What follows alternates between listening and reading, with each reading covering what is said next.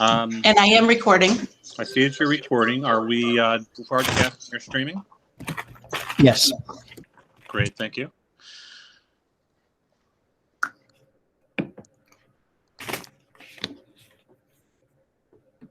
Just one moment here. All right, I'd like to call this meeting to order. This is special meeting number 332 of the Wachusett Regional School District. This is a special meeting, unlike our typical agendas. This is our annual budget hearing. So the way that we will conduct this tonight, we'll have a presentation by the administration on the budget. We'll follow that with public hearing, an opportunity for folks to have indicated that they'd like to address the committee. We'll follow that with discussion amongst the membership, and we'll move on to our final topic on the agenda, which is the plans for return to school for this year. Before we start, I'd like to welcome Eric Knowlton from Princeton, who's filling the vacated seat from Princeton and restores our committee to 22 seats. So welcome to Eric. With that, I'd like to go ahead and turn it over to Daryl. Thank you, Chair Dennis, and welcome, Eric. It was good talking with you today, and look forward to working with you on the committee. Welcome, everyone. I'm going to be sharing my screen with you in a moment.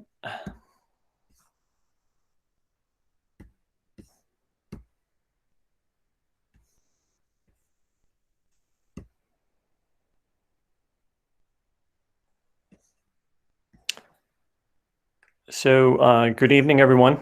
This is our budget hearing for the FY22 Wachusett Regional School District budget on March 8th, 2021.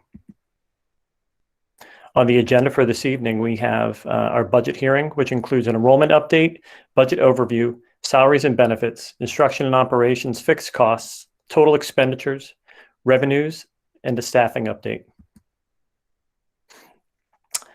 For our enrollment update, as of October 1st, 2020, we had enrolled 6,586 students.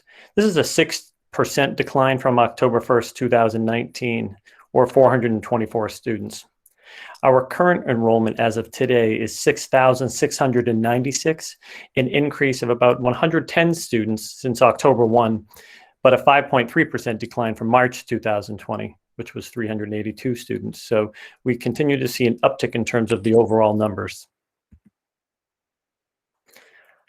Again, the district enrollment share is broken down as follows. You can see that Holden has almost 50% of the enrollment share, and that continues to climb annually. Paxton is a little under 10%. Princeton's a little over 6%. Rutland maintains probably about 23%, and Sterling is close to 14%. For high school enrollment share, those numbers are quite similar. Again, we have Holden at almost 47%, Paxton at about 10, Princeton at about 6, Rutland at 24, and Sterling at about 14. And now we'll do the budget overview. I shared this a little earlier with the committee today. Wachusett Regional School District members were surveyed as part of a budget priorities discussion last week. And the results were basically as follows. Remediation to close learning gaps was really the outlier in terms of the number of people who supported that. Early literacy and literacy programs and summer extended school year programs were second and third. And the rest of these items ended up basically getting one or two different people adding these to their lists. But those top three are really the ones that we were focusing on and we've focused on as we've kind of moved forward through this process. And you'll see that when we talk about staffing later on in the presentation. So what's changed since our budget retreat? On February 8th, we had a projected draft budget of about $106,827,000, an increase of about 4.6%. So as of February 22nd, once we started our town budget meetings, that number dropped to about $106 million, 3.82% increase. And that was primarily due to the reductions around our insurance costs. Those numbers moved from about 14% down to 9.5%. And then for this budget hearing, we brought the number down to 3.01%. And that's a reduction of about $821,000 from February 22nd. And again, this was done in many different ways through the reductions of salaries and stipends, benefits and insurance, instructional support, special ed tuitions, and transportation. And we'll explain these as we go through this process. But again, as we met with the 5 towns, we heard from at least 3 of the towns that they were very concerned about the increase of 3.82% for the district, which meant a larger increase for their own assessments. And we listened to their concerns, and we went back really to the budget and looked to see where we could basically make some modifications without affecting the programs that we're offering to support the towns as well as our students and staff. And again, this is the budget breakdown by appropriation. This is a slide where we just show all of the appropriations in the breakdown. And we'll talk about this more at the end. So under salaries and benefits, we have basically an increase of about 2.6%. And this is really around contractual obligations and negotiations. So the appropriation was reduced by $41,000 because of the long-term subline. And it's also due to the anticipated return of in-person learning. Under benefits and insurance, our health insurance, again, as I mentioned earlier, was initially going to be around 14 to 15%. It was brought down to 9.5%. Worcester County has an increase, the Worcester County Retirement Assessment has an increase of a little under 13%. And again, this appropriation has been reduced by $43,000 from our initial number because we are getting a discount for making an early payment prior to July 1. And then we have a workers' comp and general liability increase of almost 6.5%. So between salaries and benefits, we have a total of $3.3 million of a difference between 21 and 22, which is a 4% difference. Under instruction and operations, again, this is an area where we continued to focus on different parts of the budget, specifically around instructional support, specifically around technology and our textbook plan. So again, we've talked about the technology supporting our one-to-one program, grades 6 through 12, increased tech for grades 1 through 5. Again, continuing to support our software and our apps and increase bandwidth district-wide.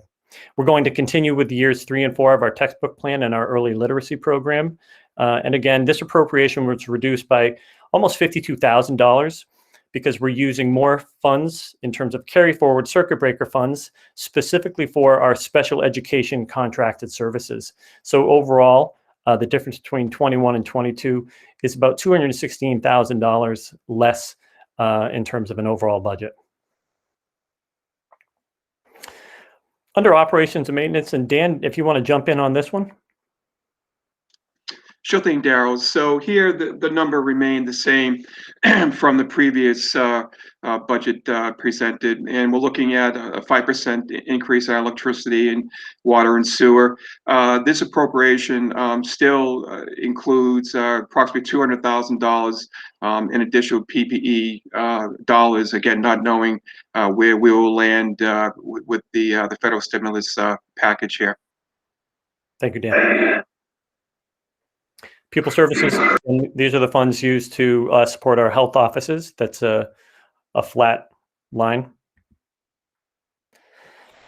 Under special ed tuitions, Dan, you want to talk a little bit about this with Chris? Sure thing. So just want to bring to the committee's attention that the projected expenditure, the total projected expenditure next year is $7.2 million for all our tuitions.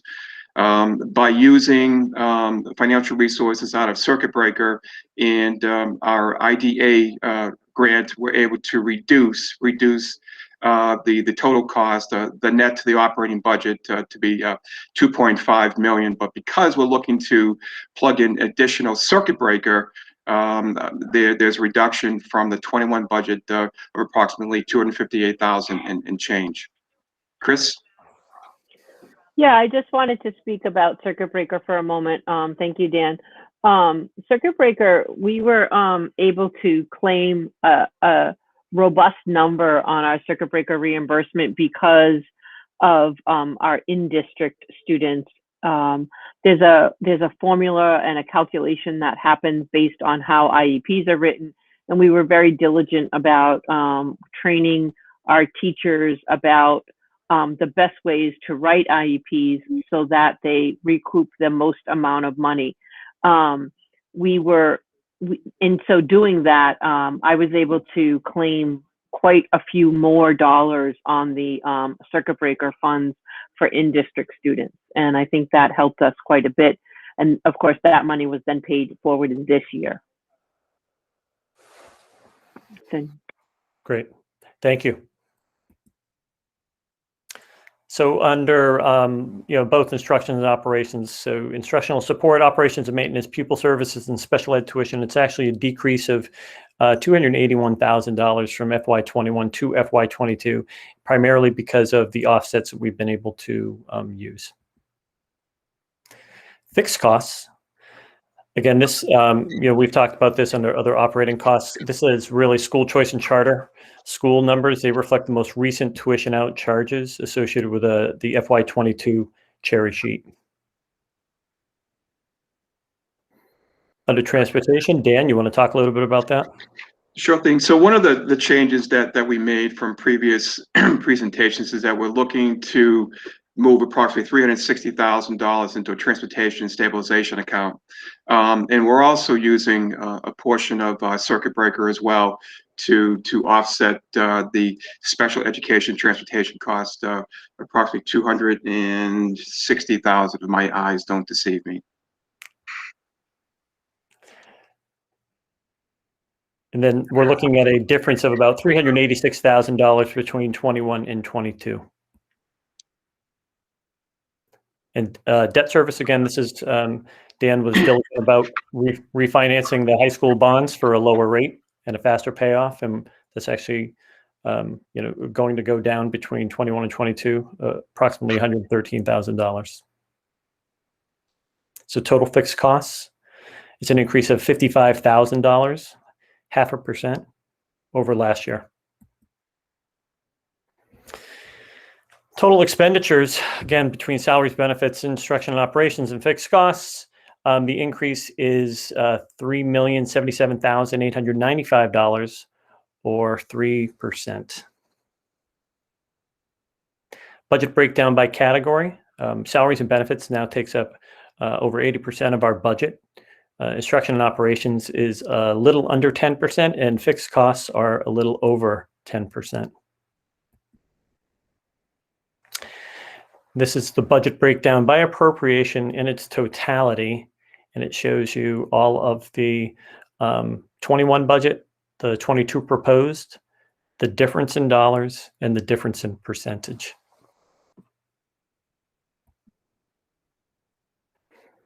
FY22 budget revenues. Dan, you want to talk about revenues?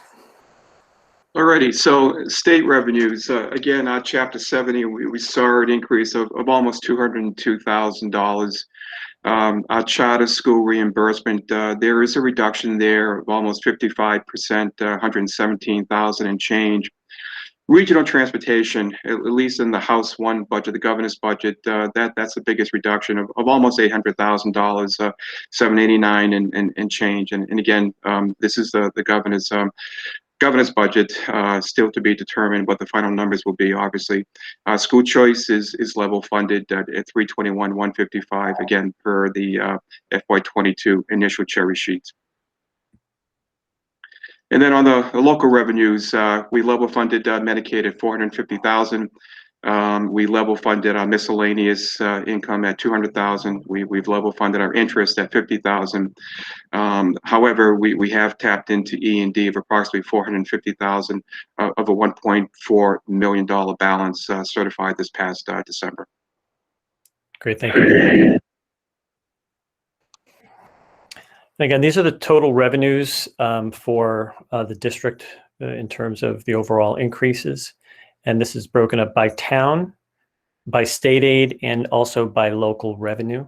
When we did speak with the towns in January, they were looking for an overall 3% increase from the district.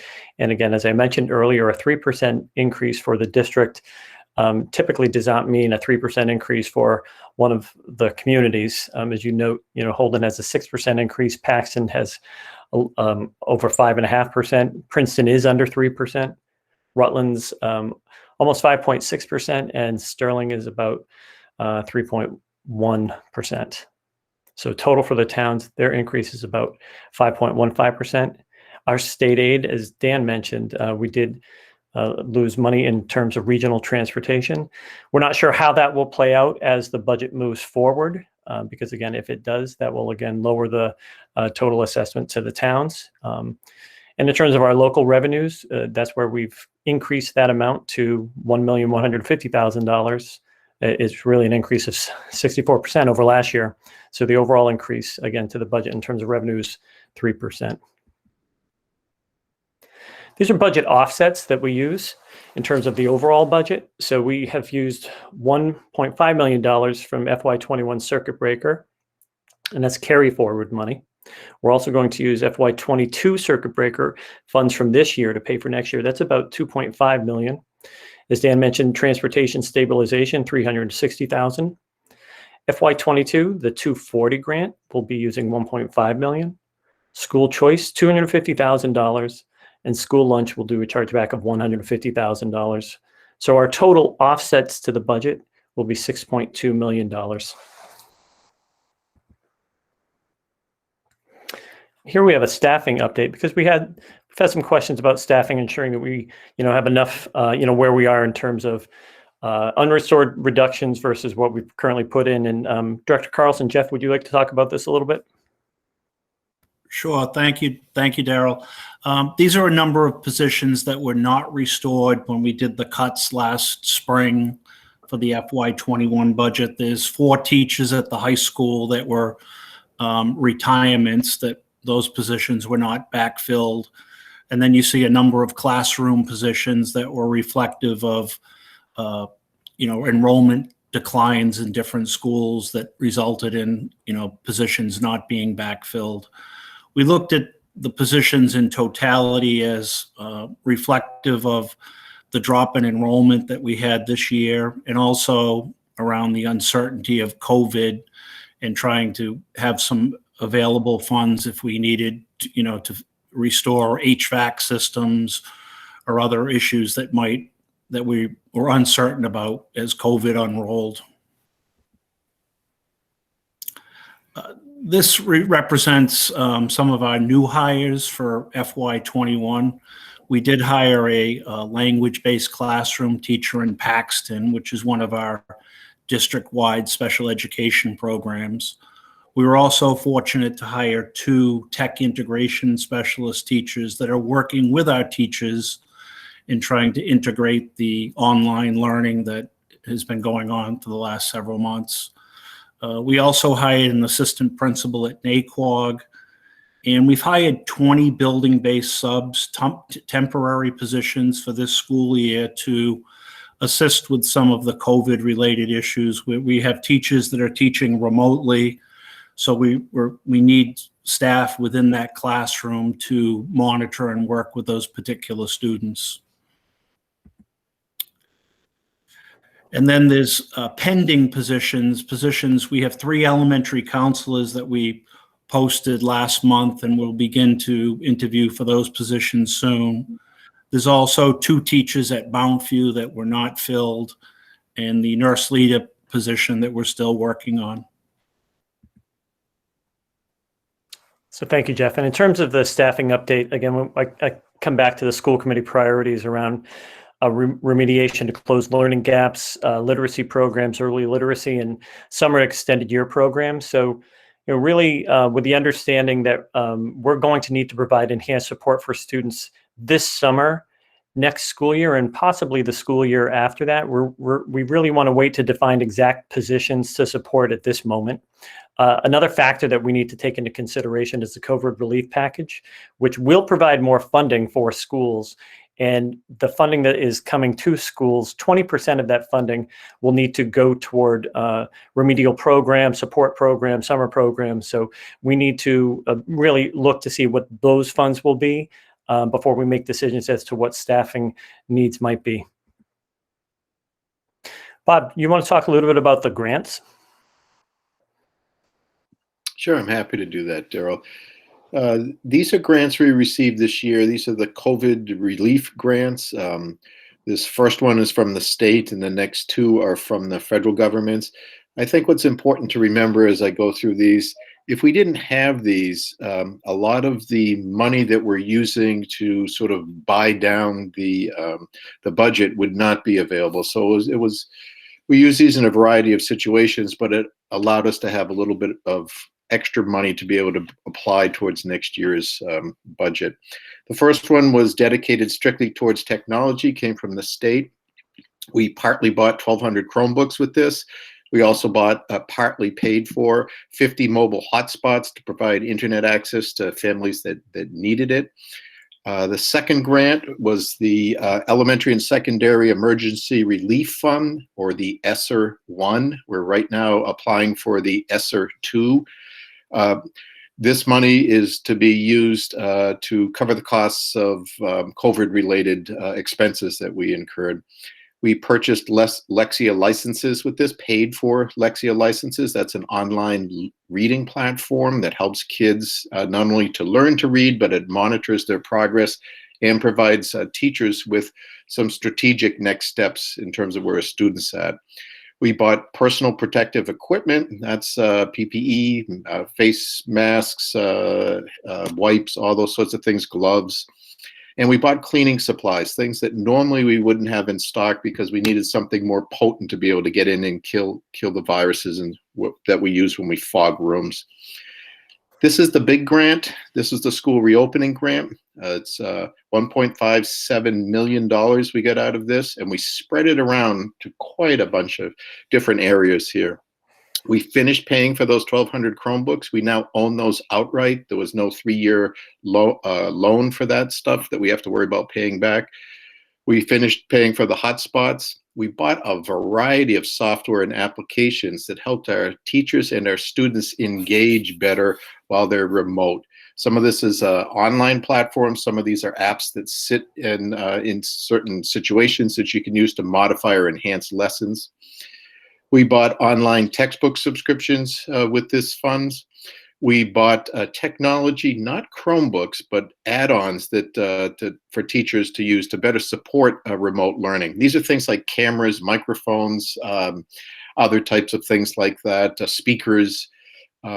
We bought PPE, additional PPE, and all told, between this grant and the previous one, we spent over $600,000 this year just on those things: the gloves, the face cloth and disposable masks, wipes, all those types of things. Additional cleaning supplies were bought with this money. We spent this money to put up petitions in the bathrooms, and we're in the middle of doing that now, finishing that, so that more people can use the bathrooms. We also use this money to build and install plexiglass shielding in both offices and in classrooms and wherever it was needed. We use this to cover unanticipated COVID-related unemployment costs. And I don't know if everybody was on the school committee, but we had to lay off over 50 people at the end of last year, and that was unanticipated. We hadn't planned on doing that. So $250,000 were put towards the unemployment costs for that. This is also used to cover some of the additional costs that we've incurred in terms of preparing meals so that students can have them now. We have to have them in more packaging. You can't do things the way we used to do business, the old cafeteria style, putting a spoonful of something on a plate for a student. It has to be in packaging that can be contain the food more. And lastly, we use this to cover professional development costs. Daryl? Great, thank you, Bob. And again, community employment, out of the 1,040 employees who work for the Wachusett Regional School District, over 500 of them actually live in our 5 towns. And this is the breakdown. So the budget calendar, we're now going through the budget hearing. We've already met with all 5 towns. We will have our budget approval meeting on March 15th. And then you'll note that we have town meetings held in May and in June. And Sterling has moved their date to June 14th. Typically, they typically go on May 3rd or the same day as Paxton. So that is the presentation on the budget hearing. Great, thank you. So we will move into public hearing. Again, our instructions for public hearing is to state your name and address. If you could, please address your comments through the chair. Please keep your comments to under 2 minutes and disconnect from the meeting at the conclusion of your remarks. I believe we have 3 people sign up for public comments. The first person that I have is George Handy. George Handy on the call? I don't believe so. Okay. Next person I have is Sue Stowe. Hi. First, I just want to thank you all for everything you've done. My kids have thrived through this whole pandemic learning. So I just thank you for everything that you and the staff have done. My question is, both of my children attend Mount View Middle School. So I'm just wondering if in the reopening plan or in any plan in the future, if there is anything about extending their day back to their regular time school day. Going back, if they do the full day reopening, this could affect the transportation decision based on if they're still going to be getting out an hour earlier, or if they're going to go back to their regular time. That was it. Thank you again. Great, thank you. And the last person that I have under public hearing is Wayne Adams. I do not believe he's on the call. Okay. I don't see anybody else in the queue, so I think that concludes our public hearing. So now we'll open up for discussion amongst the membership on the budget. The one thing that I'll add is that in terms of process, we have our regular school committee meeting scheduled for a week from today, March 15th. The motion for approval of the budget and the town assessments will be on the agenda for that meeting. So, this is an opportunity for us to provide any final feedback, ask questions regarding the budget before we get to that step 1 week from today. So with that said, I guess the other comment that I'll make too, not a side comment, but an important one, is that we do require, it does require us to have a 2/3 vote of the full committee in order to pass the budget. So that's, by my calculation, 15 members. So please keep that in mind, and hopefully everyone will be able to attend. With that said, I'll open the floor. If you could indicate your interest in asking a question or making a comment in the chat by raising hands.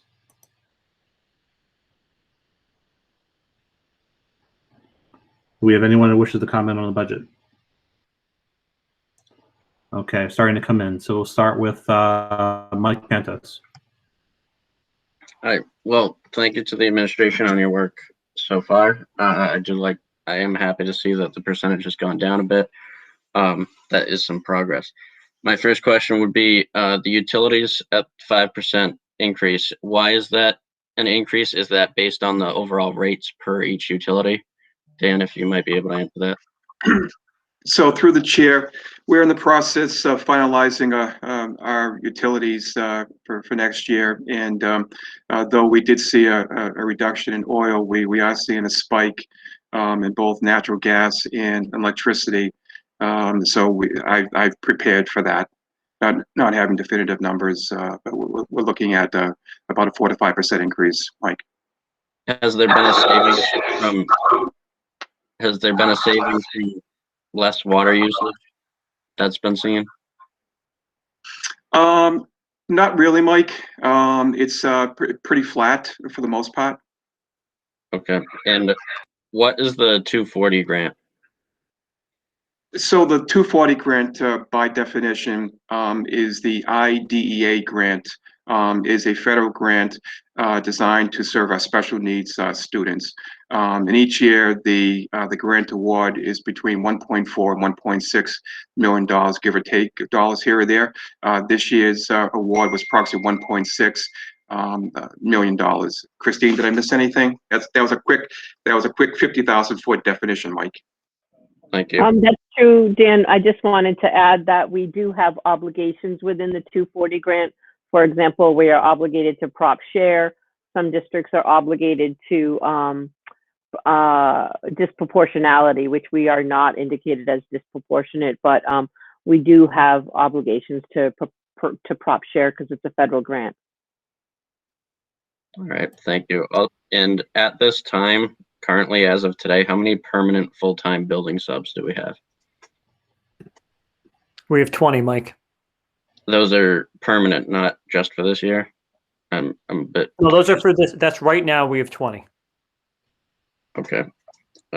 And also, are the online platforms or resources consistent between grade levels across district? So is sixth grade in Paxton using the same sort of software and whatnot as sixth grade in Rutland, for example? Yes. All right, thank you. That's all I have. Great. I have Linda Willen next.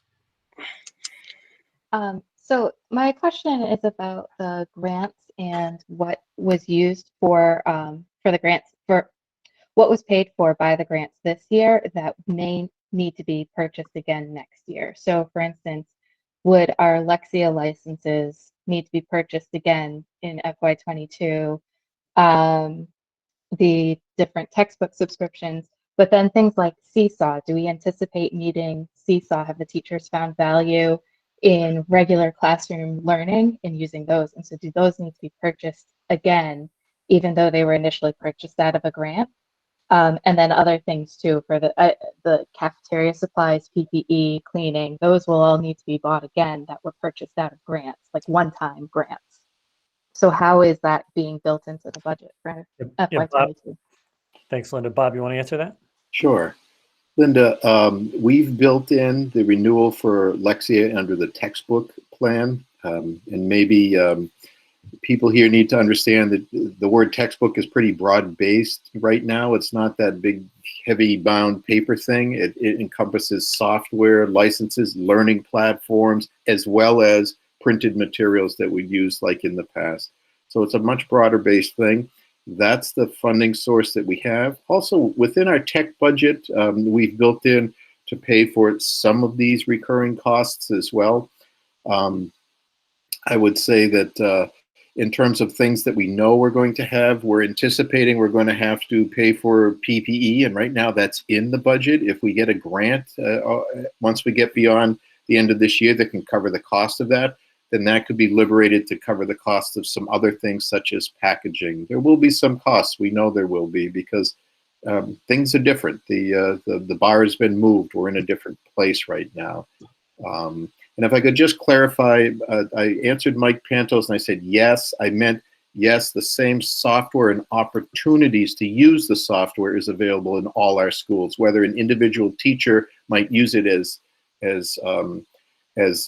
much as another teacher in a different school is up to that individual there. But the licenses and the opportunities are all present across the district.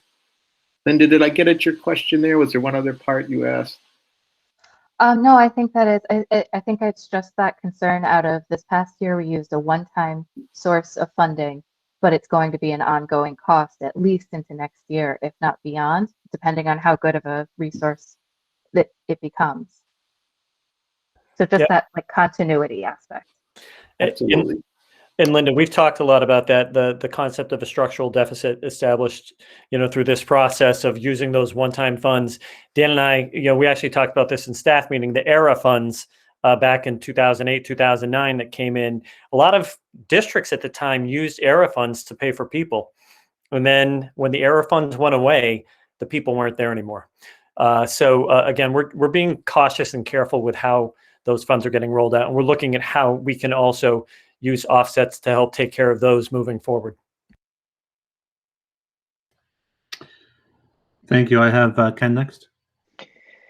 Thanks. I appreciate this this presentation. I just had two questions. One, Dan mentioned using a circuit breaker to pay for transportation, which I assume will be happening. I just want to find out what we're thinking about that in terms of whether that will be an allowable cost as yet. And my second question is about E&D. Given what we heard in business and finance, I sort of thought maybe we would be a little more aggressive with how much E&D we would put towards reducing the town's the town's assessments. So I'm just curious to see where you landed on that number. I assume that we're hoping that we're going to get more state funding downstream to be able to reduce assessments that way as well. But I guess those are my two questions. Can we use circuit breaker for transportation yet? And how did you come up with 450 for E&D? So to the first question, Ken, I spoke to the DESE, sent them an email, and I have it in writing that we can use circuit breaker for special ed transportation. Was going to make that move unless we had something documented in black and white that we could do that. Secondly, in terms of E&D, certainly that is, to use my term again, that's a fluid number. I can bump up that value, and by bumping up that value, I could reduce the operational assessments. We could keep the budget at the 3.01%, but let's say if I bump it up to to 550 or what have you, or even more, that would just simply reduce the operational assessments to the towns. So increasing that reduces the other. And where did that number come from? I think last week at finance we talked about, I think it was 350 at that time. We bumped it up another 100,000. And Ken, as we talked about in finance last week, we are drilling down now on all of our accounts this year to see where we're going to land. So there is flexibility there, and I'm happy to make that adjustment if the committee chooses us to do that. Keep the total number the same, increase C&D, reduce the operational assessment. It'll work. Does the superintendent think about the degree of conservativeness or unconservativeness of that 450 number? Oh, what do I think of that?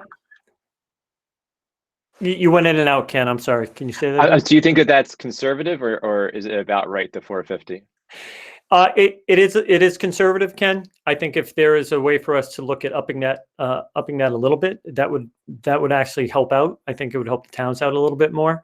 Again, we have E&D has been certified at $1.4 million. So if we look at putting $500,000 to $600,000 into back into the assessments, it'll definitely help the towns in the long run, and it'll probably help them support the budget a little bit more.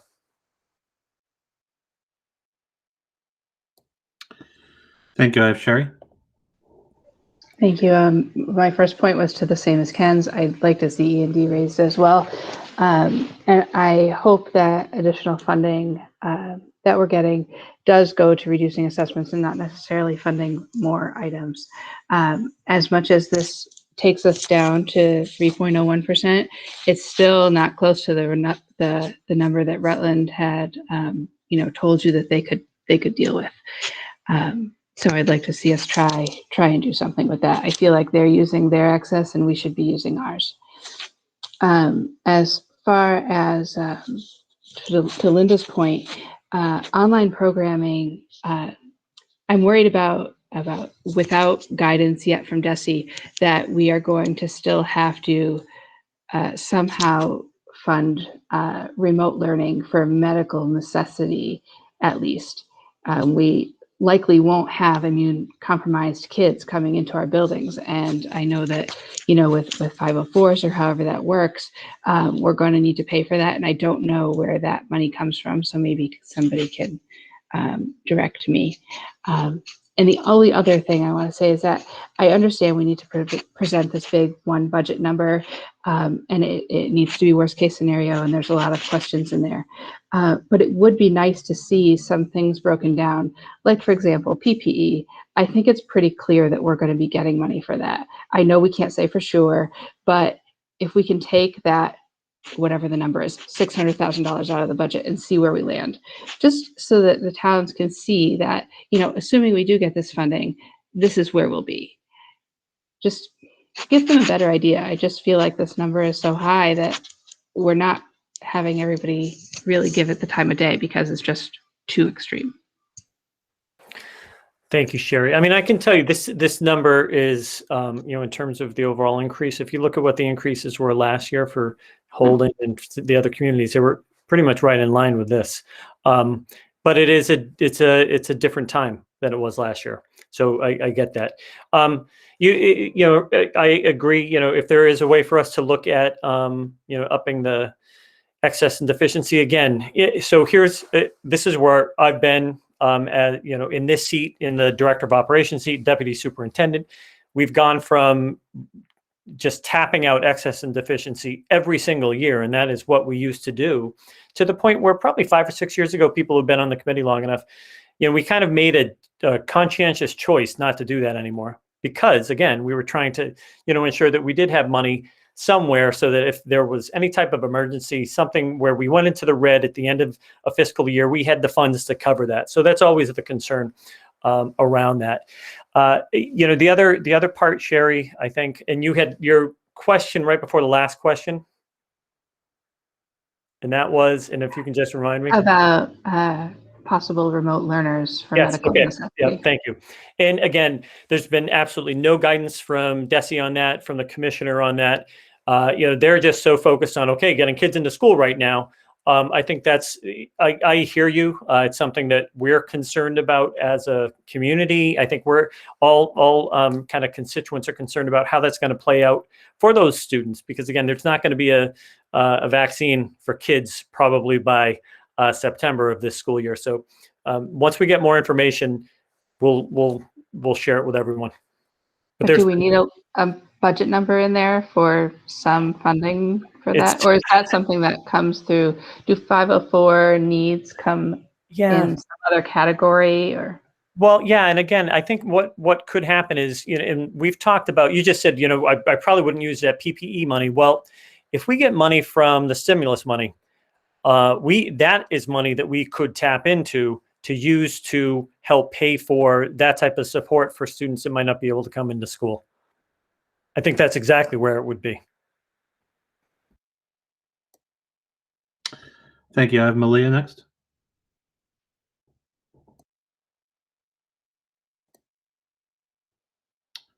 Malia, are you there? Yep. Is that better? Can hear you now. I hit the wrong button. I have a couple questions and I guess a comment of information that might be useful just for the public's perspective. I'm trying to think. So my first question is just could you explain how the health offices line is level funded when we're adding, nursing services and all the stuff for testing and a new nurse? Is that all under salaries? And that's actually, that line is just for the running of the supplies or whatever you might need? Yes. Okay. I was curious about that. Do we have any better handle on our enrollment figures, and what is the plan for ascertaining that information? I know we're funding this based on the numbers the state has given us, but we also have an assumption that a lot of students are coming back. And I'm curious how that is factored into the budget and what we are doing to ascertain that information. For example, I know some things, like I know we lost more students in middle school than a lot of districts. And I wonder if that's because, for example, St. John's opened their middle school. And I wonder if we know the impact of that versus COVID families that might be coming back to us. Yeah, so Malaya, as I said earlier, we are up about 110 students, I believe, from our October 1 number. So we've had 110 students come back into the district, or new students who have moved into the district. Brendan is taking a look at the outside students who have left. We'll try to see how to gain, find out how to get them the information around whether or not they're going to come back to Wachusett. So again, that's something that we're working on, in conjunction with planning out the budget and so forth at the same time. But again, we're looking at planning a budget based upon the number of students that we currently have and and having the capacity to be at the position where we were last year at this time. Do you anticipate that we need to add additional teachers in order, if the students come back that have left, do you anticipate that will need, result in needing to add more teachers? Because a year ago, this time we were talking about a need for more teachers in classrooms because our schools were overcrowded. Yep, And I mean, I know my neighborhood, there's 10 houses around the corner being built. So all those students are going somewhere that weren't here a year ago. So I'm curious where that balances out, I guess, and what you're planning for. Are we going to have to add more teachers in, say, August because we have more enrollment than we expected, or we might this year? So Malaya, that could very well be the case. And again, one of the things that we're doing is we're trying to keep that number open, and we're not aligning ourselves with any particular positions right now for that reason in particular, on top of the fact that we know we're going to have to provide remedial services in some form or fashion. So the grant money comes into play with this, as well as, again, not knowing the number of students ultimately who will be coming back definitively. Okay, so you plan for a certain number in staffing, and then, hopefully we won't have to add, and we can work it out through moving positions or things, hopefully. Okay, so my other two questions are more informational that I hope perhaps you could explain, because I know the general public doesn't fully understand this from questions I've gotten over the years. And I know, but the first is how Chapter 70 has gone up when our numbers went down. And I know that that is because they've changed formula, we get the minimum aid, and that in turn also drives up slightly the town contributions, because we actually have to spend more money as a district because we got more through Chapter 70. But if you could illuminate the public in terms of a very basic sense of how our Chapter 70 went up when our numbers have gone down, and the impact that may have on the town increases, because I think that's a relevant point of information, particularly for the two towns that have gone up a higher percentage than others, that some of that is from that weird So Malaya, process. the DESI this year, in terms of the formula, they tweaked the low incidence, and they used the definition back from, I believe it was 2016, 2015, and in doing so, that in essence enabled our almost $202,000 increase there.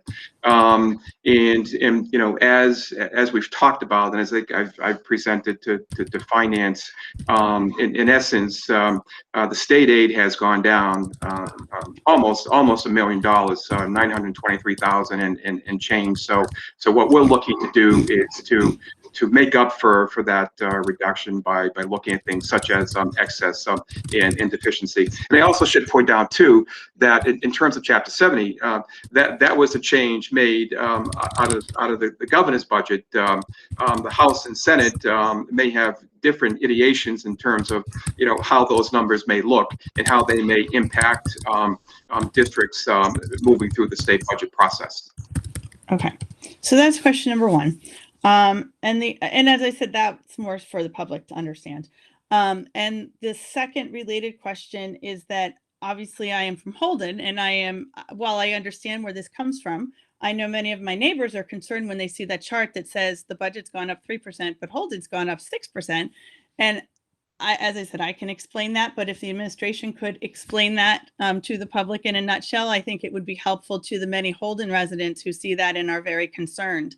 6% increase is really a lot for our town. And I know why that exists, but if you could enlighten them as an administration, I think it would be very useful.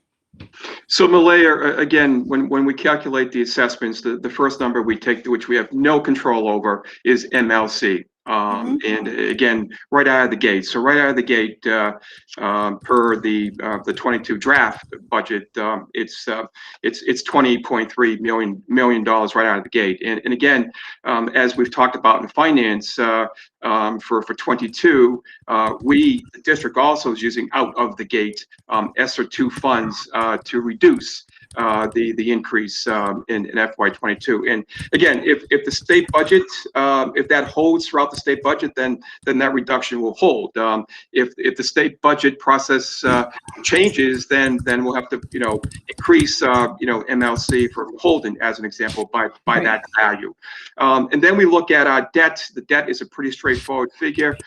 We look at transportation, and with transportation, I look at the total number. I back back out state aid, I back out transportation stabilization, and I back out then anything else, such as circuit breaker, to come up with the net. And then there's the operational, and that's the balance, the balance due to calculate the assessment. And in terms of transportation and in terms of the debt, I use the October 1 count to calculate those figures. Okay. So I have Malaya, go ahead. maybe the simplest way to explain that to people that you talk to is, if the state is essentially flat or going down and we're at 3%, the rest of it has to be made up somewhere. And that's just what we're running into. Yep. If the state was seeing an average increase of 2 to 3%, the towns would be much closer to 3%. So that's really the challenge, I think, of funding right now, is the state just isn't, we're not seeing that increase from the state on a year-to-year basis. In fact, if you're seeing a decrease, then that really impacts the towns. Daryl, do you want to add to that? Yeah, Bob, and one of the things we looked at over the past 3 years, there's been basically a shift of about 2% of the budget from the state back to local municipalities, and I know that plays a role also, in the overall increase that we're dealing with. Again, Dan mentioned it. Looking at that percentage, it's also, when we look at the overall increase, some of that's also based upon the percentage of population that each town has as part of the district. Okay, so I have 2 follow-up suggestions / questions related to that comments, I guess. The first is that if in the presentation we get next week, or perhaps in the interim, if you could share the ESSER contributions that you've taken off and show where that factors in, I think that would be useful. And I know we talked about that in Business and Finance.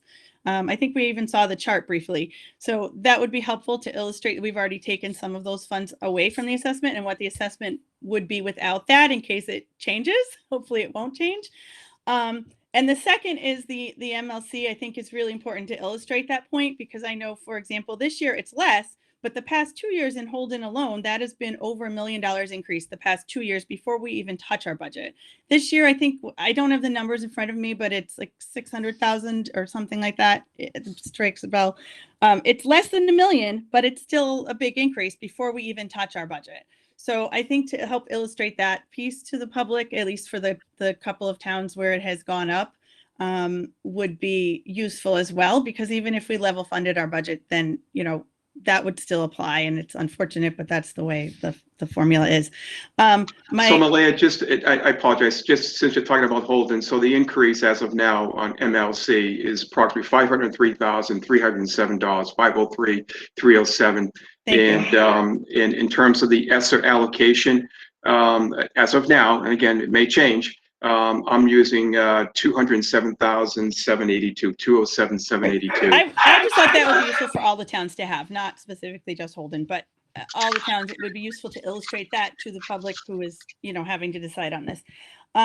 My final question is, where is the cost of testing factored into this? Because that's a big unknown that we haven't actually even seen numbers in, and maybe you'll get to it in your next section of our discussion. But budget-wise, I assume most of it would be covered by grants that we theoretically will get, but we are applying for the grant now, and we're going to have students in buildings in 3 weeks and 6 weeks, and then we'll need to cover that for a couple of months. So where is that in the budget looking forward? Are we is it assumed that it would be under grant funding, so it's not even reflected, or is that a different, is there something else there I'm not seeing? Malaya, you're talking pool testing? What kind of testing? Yes, sorry. I'm talking COVID testing. Yes. Whatever we end up doing in that regard beyond this year. I mean, obviously after June, whether that's summer or into the fall and next year, assuming that will still be with us in some way. Is that presumed? Has that been discussed? Is that, I don't know. So again, that would be covered through a grant. If we were going to continue with the Binax testing in the summer or in the fall, that would be covered as well. Okay, we'll get to that in the second part. I hope that we'd be moving more toward other kinds of testing than just relying on that, but that's a different discussion. Great. I was just curious where it was covered. So thank you. I think that's it for now. Thank you. So we have Linda Long-Bleal. So I have a question and then a couple of follow-ups to that. So historically, we have always said that to open the doors, we need a 4% increase annually. And so I'm wondering what's different this year than previous years. So Linda, a 4% increase, I'm just trying to recall that. I've heard it many times. You know, I think it's based upon, so if we look at maybe a health insurance at running like 15%, and then you know, all the costs associated with salaries and with salaries on top of that. The other thing that we've been able to do this year is that as Bob mentioned this, we were able to purchase the Chromebooks ahead of time. So a lot of our tech, and that, you know, again, when we look at that instructional support and supply line, that's why we were able to bring that down a little bit, because we've already purchased a lot of stuff that's going to carry us forward into next year and the year after. And Darryl, if I could just jump in for a second, I think, Linda, one of the bigger changes that's happened in 21 and into 22 is that for the first time, the district has been able to bring forward some additional funds. For example, typically every year you would fully expend your school choice allocation, which is fine. That's fine. But we brought forward from 20 into 21 approximately $372,000, which I think is the first in many, many years. Secondly, for the first time, the district brought forward, and again, I think in many, many years, circuit breaker. We brought forward from 20 to 21 a little bit over $1 million in circuit breaker. So there's almost 1.4 million right there that has helped us in 21 and certainly is helping us in 22. Ever so mindful of a funding cliff, ever so mindful of that. Very much on my radar screen, without equivocation. Oh, great, good. Well, that was actually my second question was this lower increase possible in part because of money that we can carry forward, such as the circuit breaker, and now you've also mentioned the school choice and the fact that we've paid for Chromebooks this year that we can use in the future. Are there any other carry forward costs that you can carry forward funds that you can think of, or are those the three?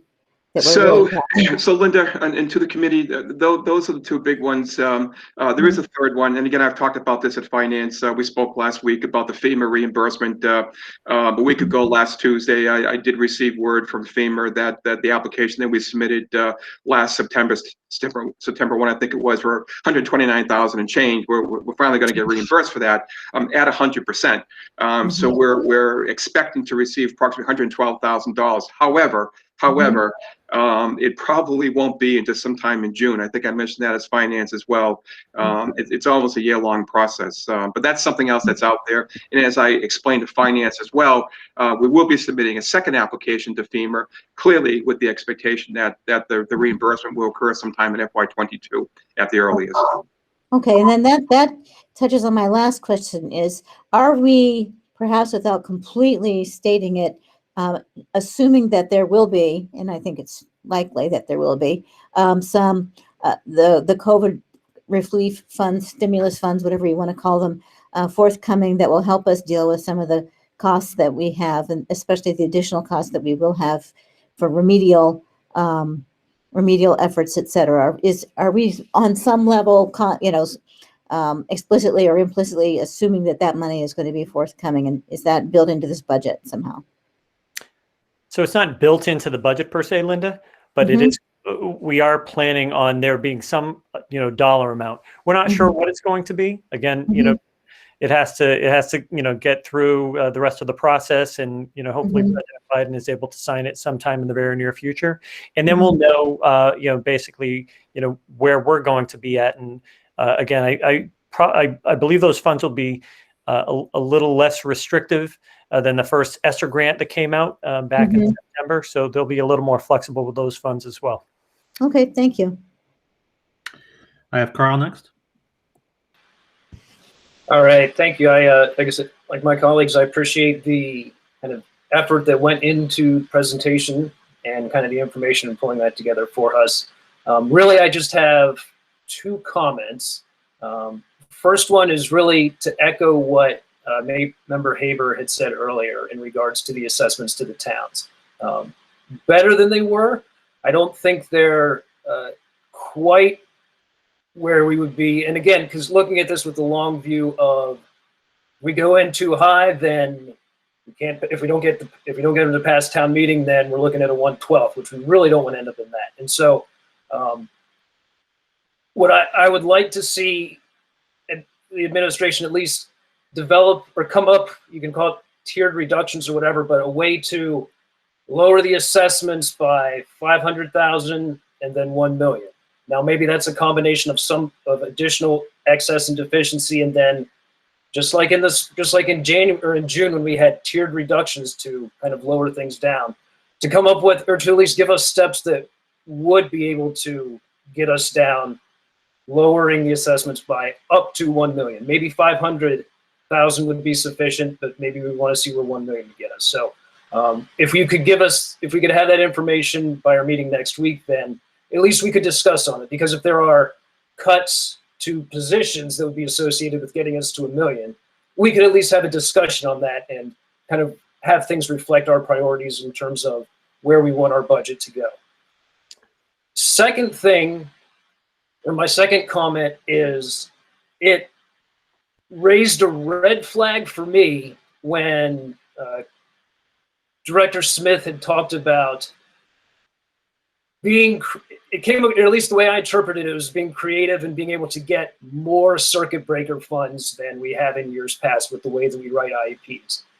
It raised a red flag for me because it seems like that's the kind of thing that's going to get us in a Medicaid situation in like 3 years down the road.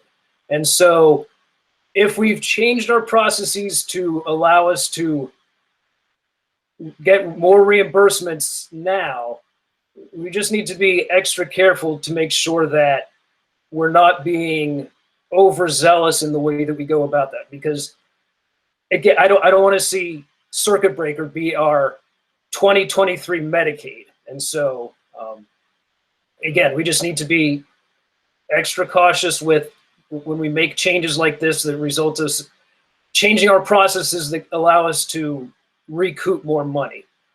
It's just a word of caution with that too. Again, it might be good now, but if it bites us down the road, then we don't want to be there. So those are my only two comments. Just the first about, again, at least coming up with plans to lower the assessments to the towns a little bit more, and then just making sure that we're taking some extra close looks with our circuit breaker reimbursements, the way we're setting that up. Thanks.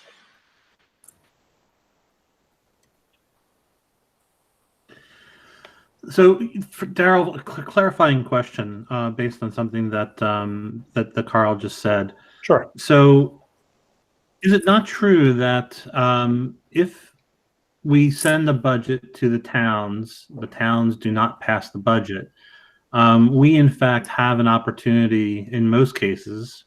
I suppose it would be tricky if we waited for Sterling, but outside of that, we would have an opportunity to send a revised lower budget before we get into 1/12. Yes, we would. Is that a true statement? Yes. Okay, thank you. All right, I have Scott next.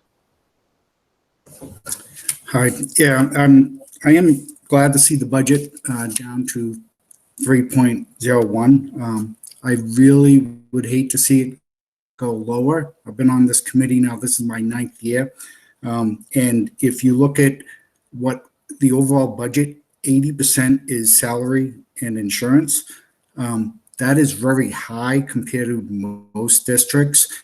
And over the 9 years, I've seen a lot of cuts, and we've put our budget with our employees, our teachers, administrators, and so we're at 80%. And if you look at the budget being 3.01, I would love to have the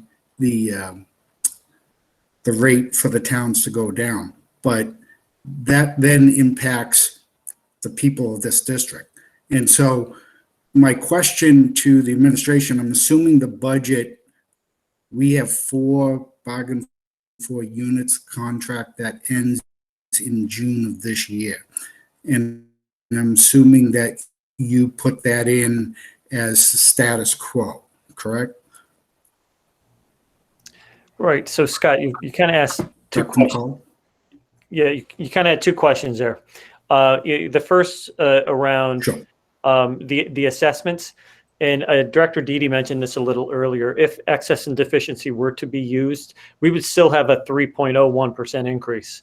It would just lower the assessments at the towns because we're offsetting that overall amount. Okay, so again, if we're pulling it out of excess and deficiency, it's not going to affect programs. We're not making reductions, any of those types of things. So I think that's the most logical place if we were to reduce that. You know, the second one is we again have to take everything into consideration when we're looking at anything associated with negotiations and contracts and so forth. Okay. That's it. I have Adam next.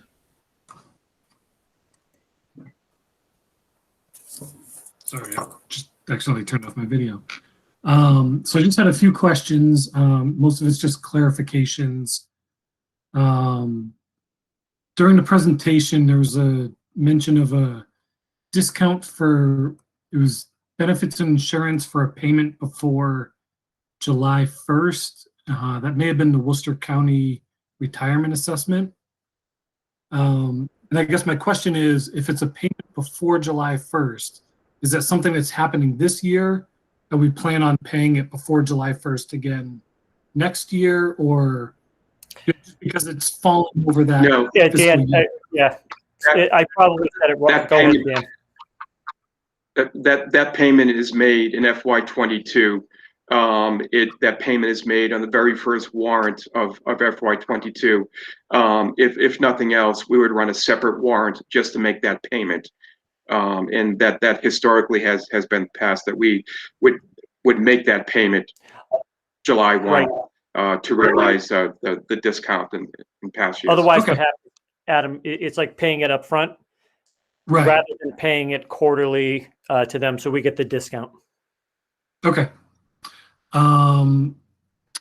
There's another one, slide 17, it just mentioned town maintenance agreements. It was just under the operations and maintenance. It was just one of the bullet points and just said grounds, town maintenance agreements. I guess what were we looking to highlight by that bullet point? So again, just maintaining roughly a 3% increase in those agreements each year within that appropriation. Okay. Let's see. And then something I just felt I more wanted to highlight rather than a question, but the total transportation, in our budget, it's a decrease of about 386,000. And we're doing that with a sped in and out of district transportation increase of 3%. And we're doing it by using that 360K through the transportation stabilization. So, I mean, I guess my point is the fact is the state aid for regional transportation is decreasing by almost 790,000. I mean, it's huge. Even though we're able to decrease transportation by a lot next year, it's still a net increase to the towns of over 400K. I mean, and that is one of the one things that if that was back to where it was this year, we'd be all set. We'd be golden. Everybody would be happy with the increase. That is in terms of the state aid, Adam, and to the committee, that's the biggest hit, almost $800,000 in 1 year's time between 21 and 22. And again, the number for 22 is out of the governor's budget. That may change. I don't know if it's going to change $800,000 or not, but it may change. Yeah, I really wanted to highlight that because, while I definitely don't want to see these increases go to the towns. I mean, a lot of parents, a lot of town people, a lot of district people. I mean, everybody did a whole lot of work to get that regional transportation back up, and it's gone this year. And that is what is having one of the largest impacts on the budget.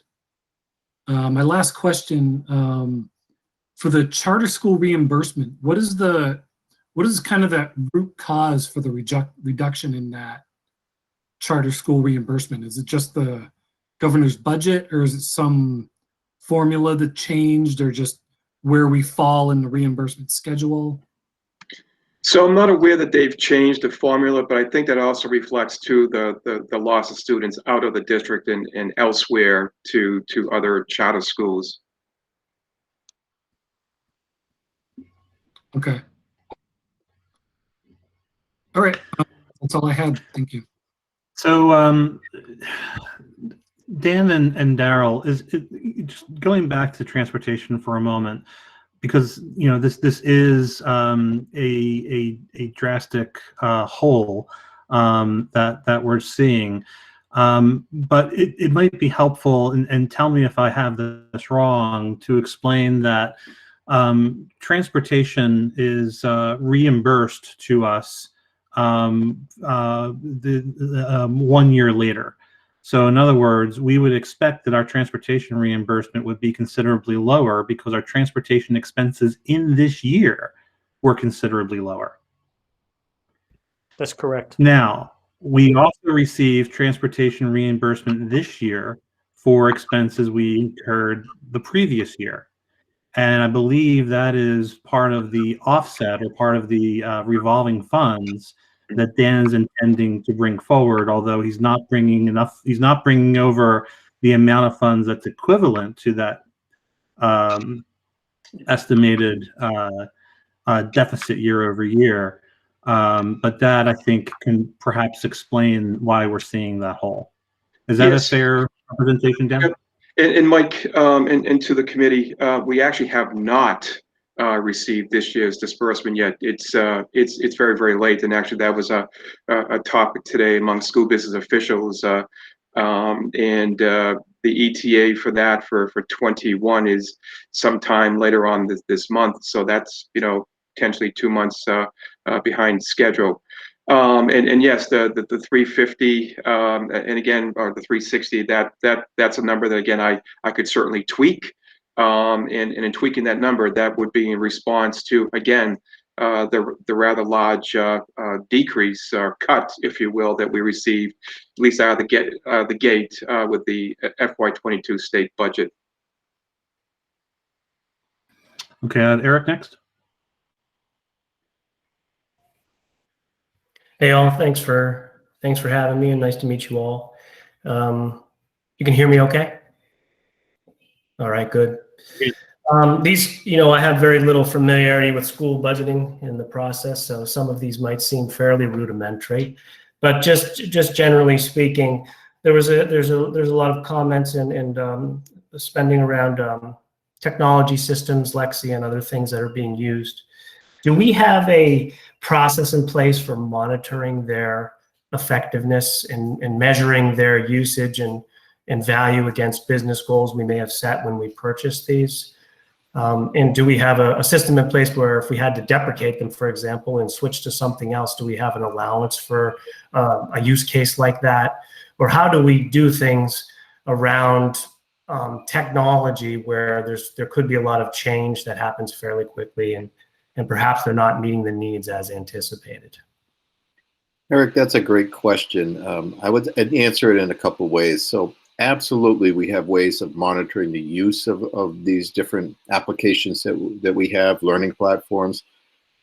This has been a tough year because to evaluate the effectiveness or whether we're going to continue with something, obviously, if we get feedback from staff that said, that's too buggy, or that just doesn't work, or that's too simple, or that's not meeting our needs, we would look to not renew something. In terms of Lexia reading, to say, has it been as effective as we wanted it to be? Well, we're figuring out how to do education remotely while we're remote. It wasn't like we've had 10 years to build this up and to get to the point where we know what to expect even. So this is kind of our baseline this year, for measuring any of these things.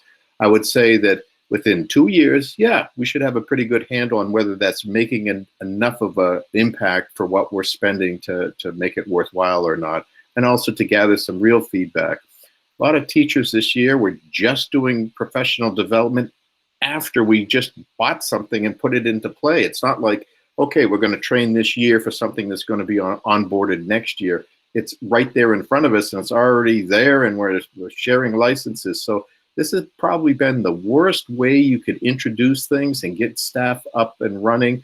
So I'd say for right now, we're taking verbal feedback rather than maybe trying to find the data that supports the metric to support our goals. For instance, like we want students to show, increase more than a year's worth of learning in a single year, those types of things. We're just trying to use word of mouth right now. If teachers tell us right now, this product is not worth it, we would not renew something like that.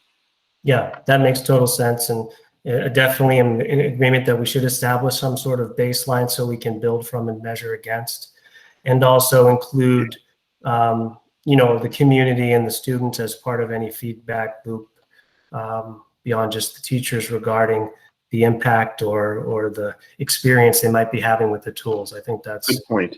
Ms. something. Smith, did you want to add to that, to Eric's question? I just wanted to suggest, Deputy Burlow, that we had evidence, particularly around Lexia, about its effectiveness at a number of our schools that we did see really amazing results from before the pandemic. Okay, yeah. Yeah, obviously a year unlike any other, so it's hard to measure against. Another question about PPE, I wasn't clear, and I don't have it in front of me, but 600,000 had already been spent on that equipment, is that right? And 200 is planned or guessed, Yes. or estimated, I should say, Yes. for future.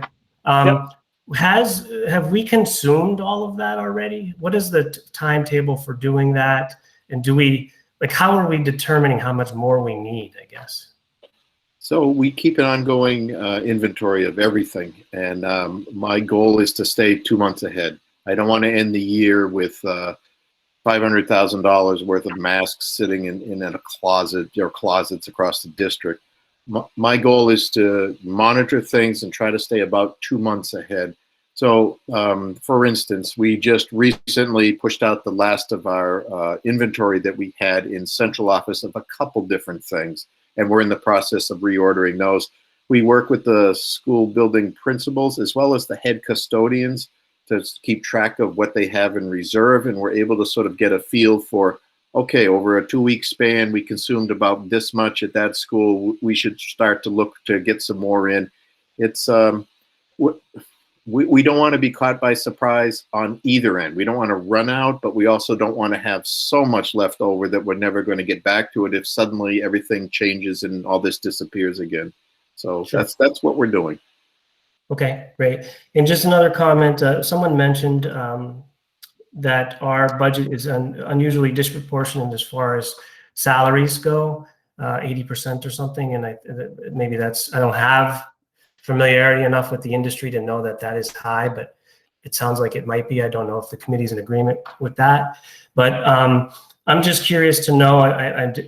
We have a lot of contractual obligations, and I think Daryl, you might have mentioned we should look at this going forward pretty closely as to whether this is an area of concern. I'm not clear actually if that's an alarming number for us that we need to be focused on, or we just accept that we are higher than most. Does that question make sense? Yeah, that does, Eric. And it's a good question.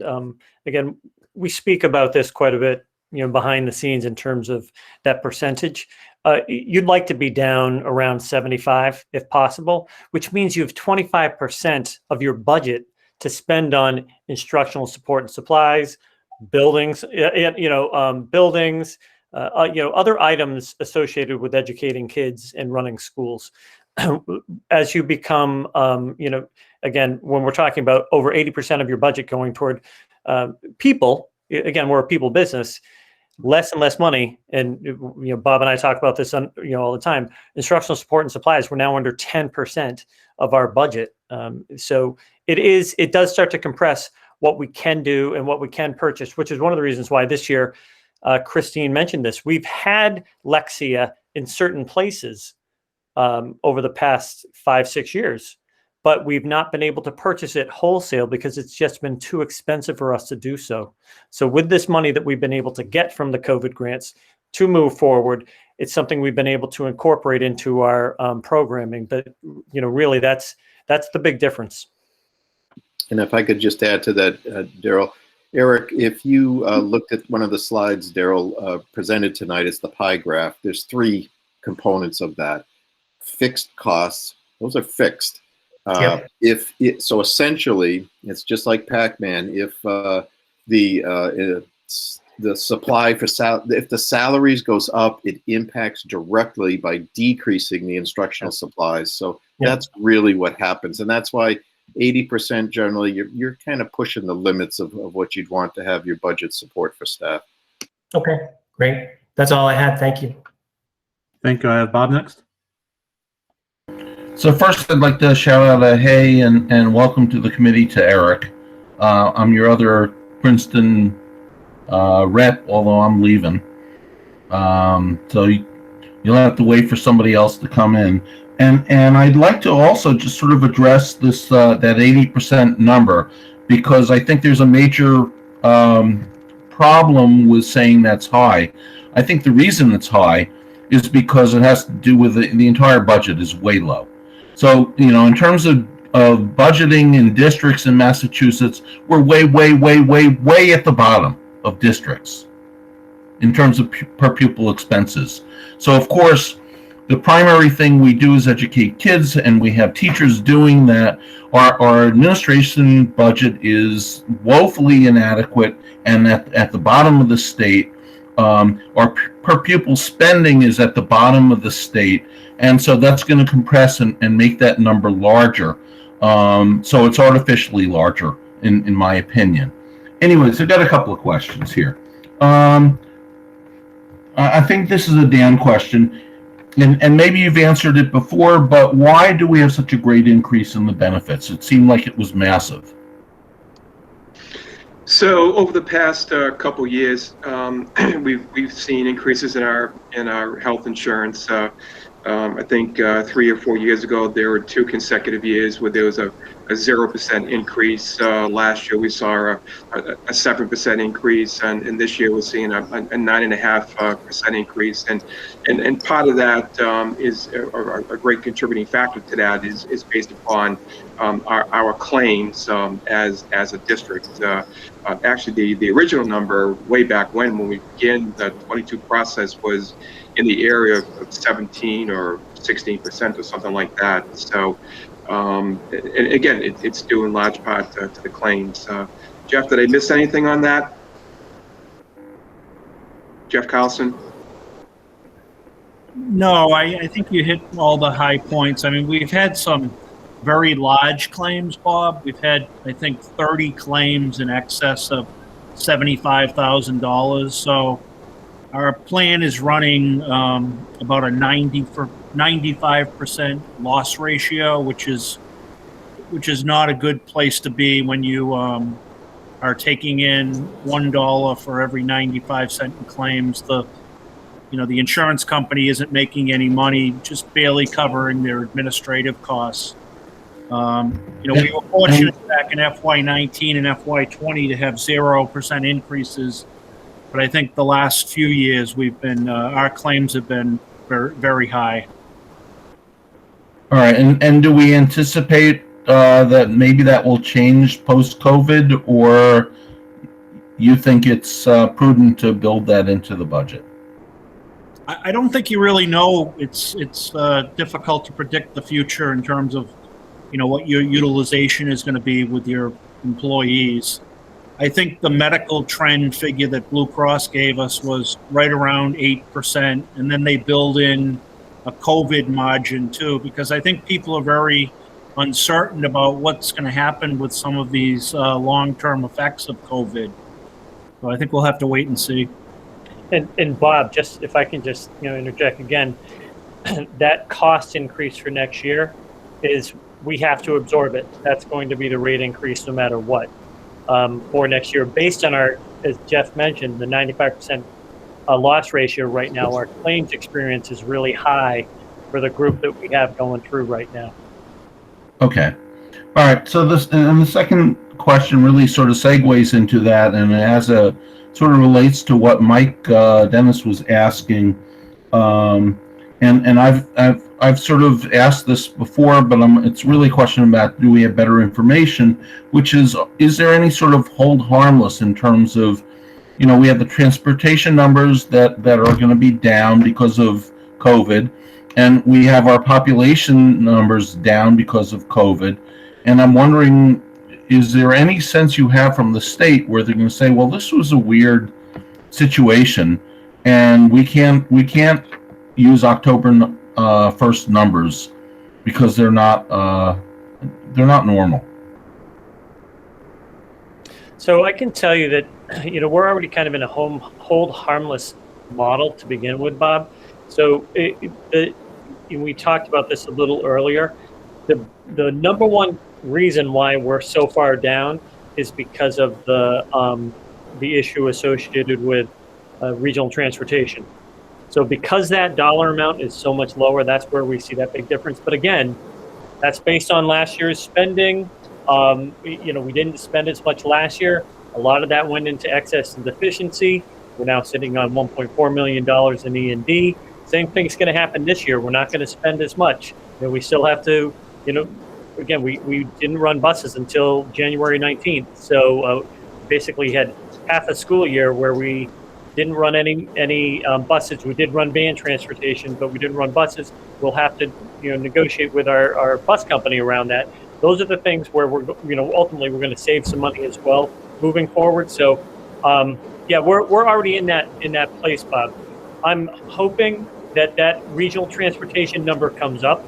I'm guessing it probably will. I don't think it's going to stay as low based on the governor's numbers, but again, my thinking and from what I've heard, that number is going to go up.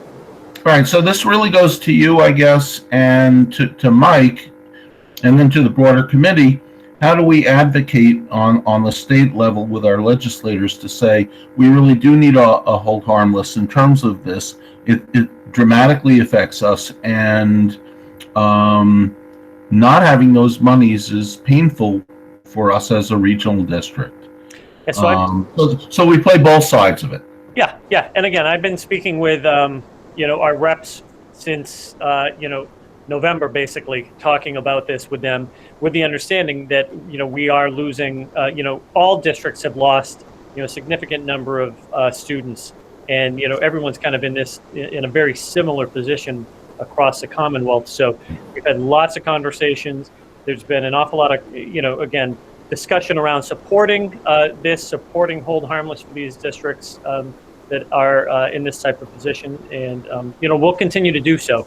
This is something that the Mass Association of School Superintendents has pushed forward as well. So I've had personal conversations with, our reps around this. So again, ultimately, the goal would be for them to have something set up so that, we offset some of the numbers that the governor has, and some of those other increases, are made. Okay, so I mean, and again, I would urge us to come out with a formal statement as a committee, and maybe even for Mike and you to set up for the legislators to come and speak with us, so we can tell them, this is really a central issue, because it's the essence of our ability to be able to do some of the things that we desperately need to do. And without those monies, we won't be able to do it. And that brings me to the third issue. Because we would anticipate, especially with the Senate and the House at the federal level, looking to pass monies for school districts specifically, I'm thinking, clearly, even by our surveys, we want an extended day in summer school, and we need a position to sort of a person to be responsible for that. And in Ed Sub, we also talked about that data analysis for the district as well. So sort of a combined position of somebody who's watching after school programs and extended day programs and data analysis and professional development, because we really don't have anybody dedicated for that because we're so lean, and use at least initially that COVID funding for that, the coordinator, maybe it makes sense to build in initially, because I think, and again, it goes back to Mike's question about we can go down in the budget, but my understanding is we can't go back up in a budget. We can't go to the towns and ask for more. And I would think it's better to build in for full-time counselors. It's good. I'm glad to see the money is there for the half-time counselors, but it might make sense to build in for full-time counselors, especially at the elementary level and especially with COVID funds. But beyond that, the one position that I don't think that COVID funding would touch, that the district desperately needs, is a vocational ed program coordinator, however you title that position. And once we fund it for a year, that's the sort of thing that we can get state funds on an ongoing basis. But there's a desperate need, I think, within this district, based on the data and in terms of kids that we're losing, that we actually fund something like that. And that's a position that if we put it into the budget, we can always cut it out later if we have to. But the COVID funding is not going to cover that. And so I guess I'd advocate for that kind of thing. And I don't know how you feel about it. No, I appreciate that, Bob. Again, we've had a lot of conversations about all of those positions and how we might be able to, again, get more people on board. We will need someone to oversee any type of remediation program, summer program, anything that goes along with this COVID support funding that is probably going to be coming our way. So we will need another body to do that. We just don't have the people. In terms of that high school position, in terms of the voc ed, I hear what you're saying. It's an initial cost, and it does take a little while to get those funds back. The other part is there's an initial cost associated with investing in some programs at the high school as well. So it's really a double. It's not just the person. There are costs associated with everything else that comes along with setting up programming. So we'd really have to look at that. So that would require a little more planning. This probably isn't a great year to try to do it, but I could see us in the staffing plan really defining it. If things are going well next year, we put it in there because, again, we'd be able to support some of the programming as well. I just think I actually would disagree in the sense that it may be an ideal time, because you might have other things that you can do through the COVID money. We've already put it off for a number of years, and it's money that will quickly recoup, and we're losing a lot of kids because of it. So you might want to think about it. Thank you. Thank you. Melissa next.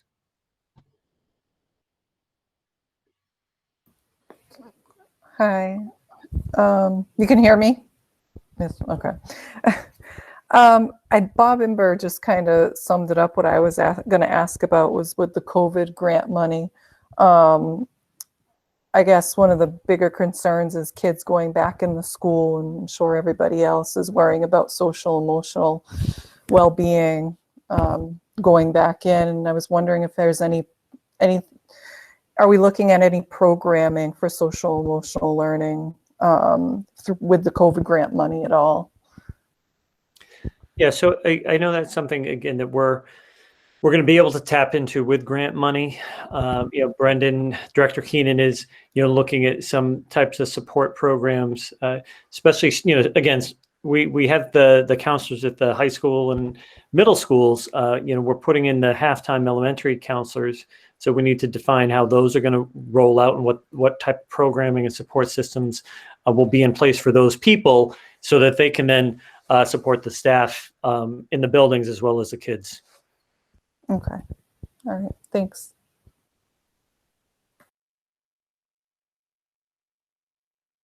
Sorry, I have Kate next. Thank you. I have two questions, but I'm really new at this, so bear with me. I'm sorry if they're not up to my usual part. So about, you talked about in the COVID grant relief, the cameras and microphones. Can you tell me where they are? I just haven't seen them at the high school. Do you know where they've been put, where they've been purchased for?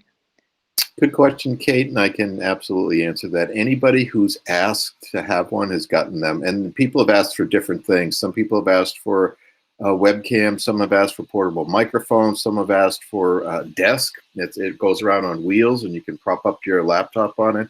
So as people have asked and made requests for these, we've filled them. So at this point, we're not saying, hey, we're going to put these everywhere. We're people that want things. We're getting second monitors. We put a bunch of those out, those types of things. So we've tried to, anybody that's asked for something, we've tried to meet their needs. And you've been able to fulfill all of those, is what you're thinking, or almost all of them? At this point, I think we've pretty much caught up with the requests. There still might be a few out there that we have to still track down, but it's not like it was maybe 10 weeks ago where we had, 100 requests. Now it might be more of just a handful of requests that we're still tracking down. All right, thank you for that. I think that's really important. And then under grants, I know we talked about COVID grants. Are there any performance-based grants the district usually gets, or new ones that we might be able to apply for that have come up because of COVID or other issues? So, Kate, we get two types of grants typically from the state. One are called entitlement grants, and you get those every year. The amounts might go up and down, as Dr. McCall talked about. You have to jump through some hoops in order to get that money, but they're not competitive grants. That's the other type. In competitive grants, they'll let you know what the goals are. You apply for it, and they weigh what your plan is and how you word it against others, and you gain points, and they'll award them to only so many people that apply. So we try to work on grants that meet our needs, but also aren't grants where you have to do a lot of extra things. Like you got to measure this and you got to do that and you got to attend 10 meetings a year. It has to be something that fits our needs as well. And we're constantly looking at those grants to try to see what's out there. Are you expecting to get any of those to help with the budget for the next coming year? I would say these would be in addition to the budget, and typically it might be something that they're so specific it's not something you could rely on, and I would say you should never rely on a competitive grant to offset anything in the budget. And as Dr. McCall related to some money that was entitlement money that districts got about 10 years ago, it's tough to take a grant and turn it into positions, because what happens when the grant goes away? If it's a 1 year, a 2 year, a 3 year grant, what happens to that? In fact, in this district, we used to use, it's called Enhancing Teacher Quality. It's an entitlement grant. You get it every year.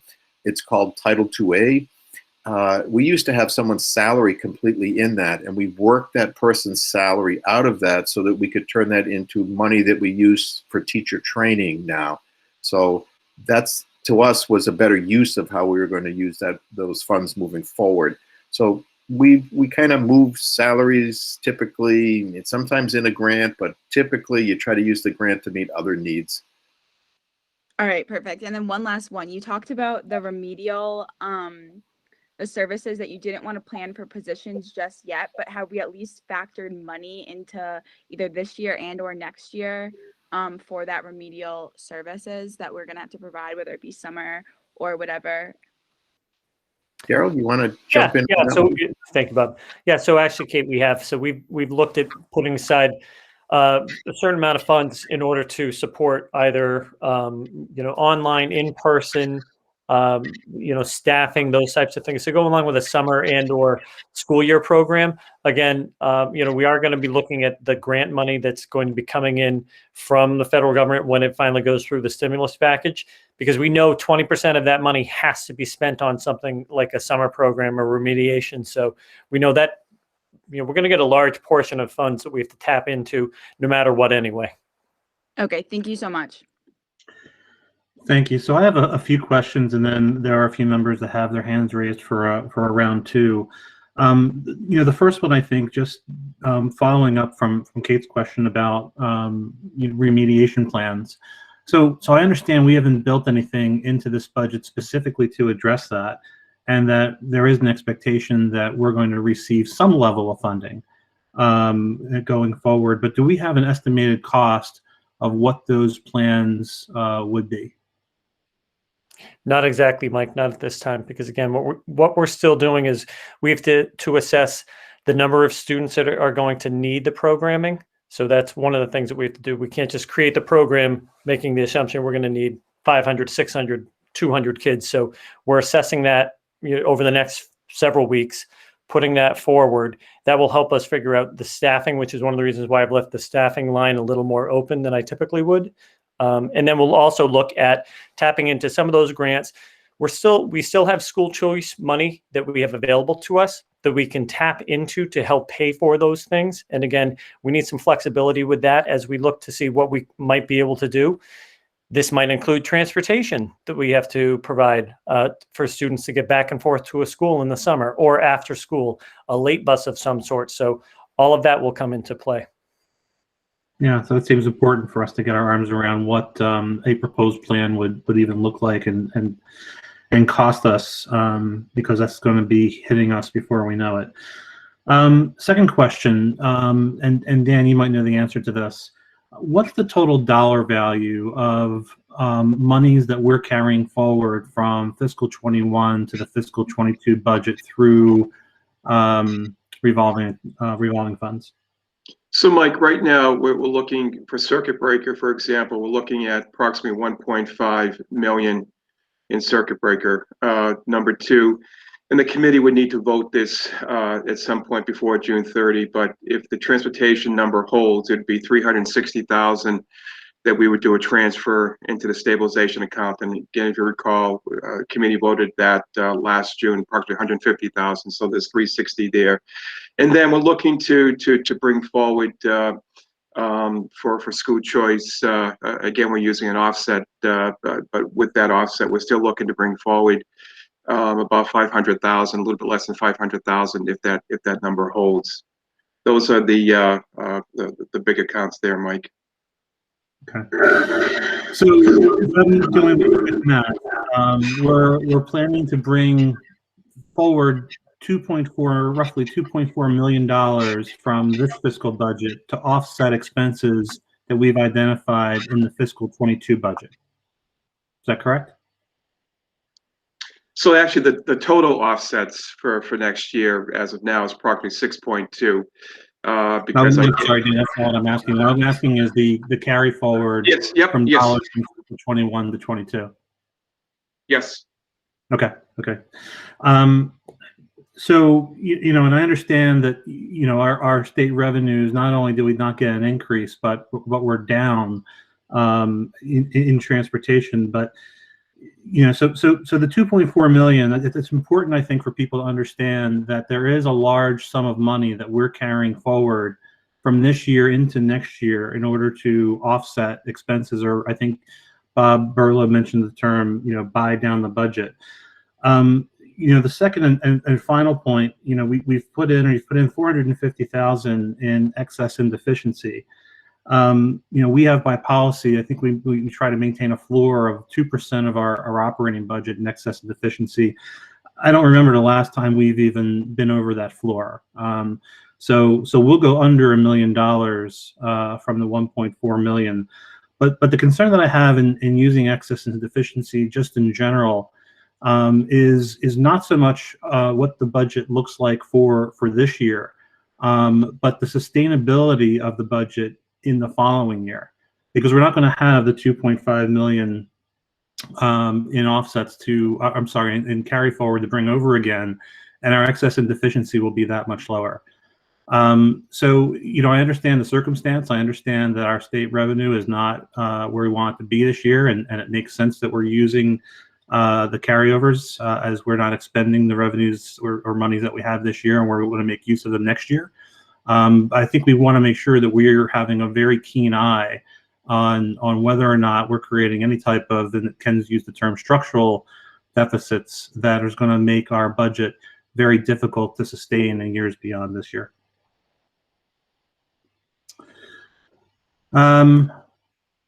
With that said, I have Linda Woodland, then Sherry, and then Malia. I just have two quick questions. One is when we talk about remediation, I just want to make sure that I understand what we're talking about.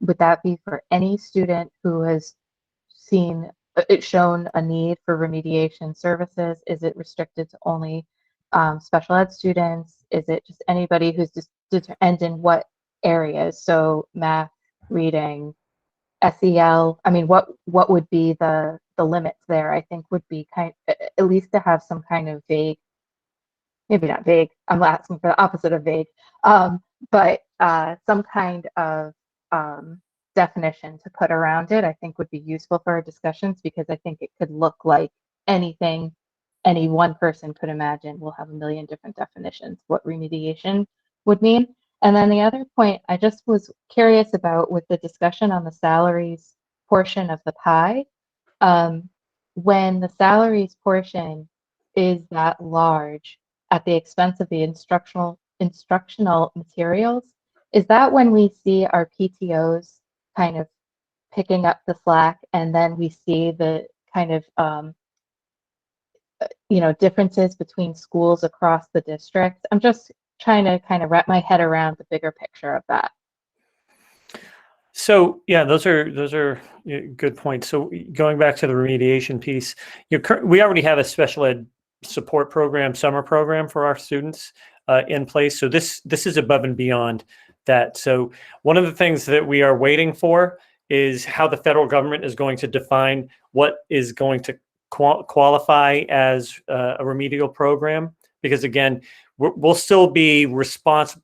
Again, what I'm trying not to do is develop a program right now that then doesn't fit into what the federal government says we can spend the money on or can't spend the money on. So there's a little bit of that going on, Linda, but I know it's going to be it's a pretty broad number in terms of looking at the number of kids, as well as who can actually participate and the type of support they might need. The second question, which goes back to looking at, again, and just remind me real quick, I just lost it. Oh, it's okay. Just when we are needing to cut into instructional materials in favor for the bigger salaries, then is that what causes the flux? Yes. And I ultimately think when Bob Ember said this a little earlier, it is because we do support our teachers. We do support our program. We do have staff, but we don't necessarily have the materials and across the board equitably spread out throughout the district. So yes, that is where we start to see some differences play out. All right, I have Sherry. Just to go back to the possibility of revising the budget if we were to get to a 1/12 situation, I really, really, really don't want to get to this point. I feel like it becomes an issue of transparency. We've already presented a number to the towns, and now we're back to take that number down. We'll present this number to the town, and then they don't approve it, and then we're going to let it go down again. That just sets a precedent for the year after year after year. If we're not putting our best foot forward, then what reason do they have to trust what we give them in the first place? I feel like we need this year especially to list what we have as requirements, contractual obligations, list what we have for needs. And yes, those needs are strong this year. We need a lot. And then stop, because they need to trust us enough that they're going to vote for this budget. And I think that if we have a plan in place to drop that budget down further, if they don't vote it, it just doesn't set us up for success. Thank you. I have Malia and then Linda long below. I had, I think, two questions. Let's see. The first is about going back to transportation. I think this has been touched on, but my question was how much of the transportation reduction is due solely to our numbers going down, and how much is due to the percentage from the state going down? Because I recall that the governor's budget was not, I think it's mostly due to the numbers going down and using last year's numbers and what we spent. We obviously spent a lot less last year, so it's less. But I didn't know how much the state percentage had gone down in the governor's budget. So, Malaya, to your first point, that is correct. It's driven, I think, a large part by what was spent last year. And in terms of the percentage increase, I have it here someplace. I'll look for it. I want to say it was like it's 70%. I'll look for it. Okay. I was curious how that 70% or whatever it is compared to last year's percentage, and if that accounts for, if it really has gone down that much, because my recollection is that it really hasn't gone down exceptionally much since last year, but the main difference was in our numbers, obviously, because it's based on what we spent last year. But I wanted to clarify that. Our reimbursement last year being FY20, was about 85%. It was pretty significant. Okay, so it's both. Okay, thank you. I did not have the numbers in front of me because COVID, I lost track in the midst of COVID. So thank you. On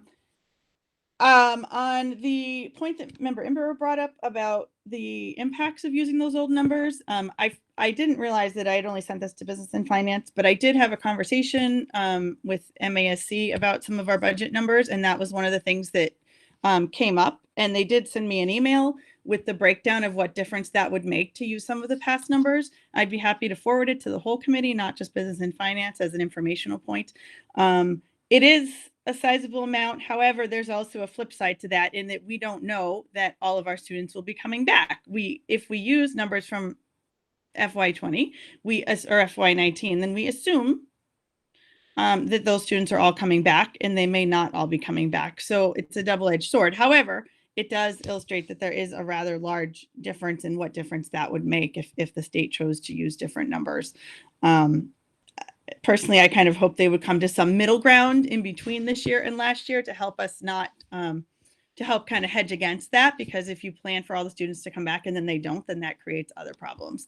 But I certainly think it will be more than we have currently. So, and the third question is that the ESER 2 request that you're putting in, I don't think you'll have this done by next week, but at some point in the future, is it possible to share that with us and or the public, just so we know in general, maybe not specifics for each subcategory, but in general, how you are thinking of using those funds?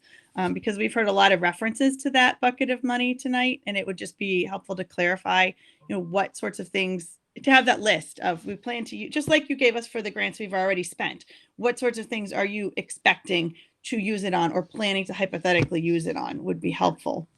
Yeah, I think what we could do, Malaya, is once we put it in and it gets approved, we could definitely put that out there. Okay, appreciated. Thank you. I have Linda Long-Balil next. Just quickly, I wanted to second Member Ember's comments about, to the extent permissible, leveraging the COVID funds to bolster our staffing so that there's adequate support. Thank you. Got Ken, then Bob, and then Mike Pantos. Yeah, so just too quick with respect to the chair, our policy on E&D is 1% is what's recommended by the school committee, not 2%. And I'm hoping that, we'll have money to replace that with. So, if we spend our E&D out of our current E&D, if the thought is that at the end of the year, I know it's fluid and all sorts of hedges from Dan, that we'll be able to put money back into E&D. I would hope still be able to stay above that 1% threshold, even if we use some of this year's certified E&D, because of hoping to finish in a surplus. And I think to Member Haber's question, I do want us to be transparent with the towns, but the fact that we will probably see more revenue from the state before town meetings, I would hate to lower the budget too much now, because we may be able to reduce assessments on the floor of town meetings if we get more money to fund this actual budget number. Thank you. I have Bob next. So I agree with Sherry and Ken, and again, I'd like to advocate, that vocational education program coordinator, because it seems like an ideal time. You have a lot of that money will get reimbursed ultimately, but there's a bump in cost initially, just like kindergarten, which took a long time to get going. It's the same sort of deal. You got to put the money in. And then once you put the money in, like a year or two later, you get it back. And this is a similar kind of situation. If we can sort of look at COVID funds to pay for the things that COVID funds ought to pay for, it's an ideal time to try to get that position in for a year or two. And then the state funding kicks in. And we, in fact, end up in a much better fiscal position than we were in prior to the situation, and we've advanced the district in a way that we have a desperate need to advance it. And so the timing is really great. All right, I'm off. Thanks. Mike Pentos?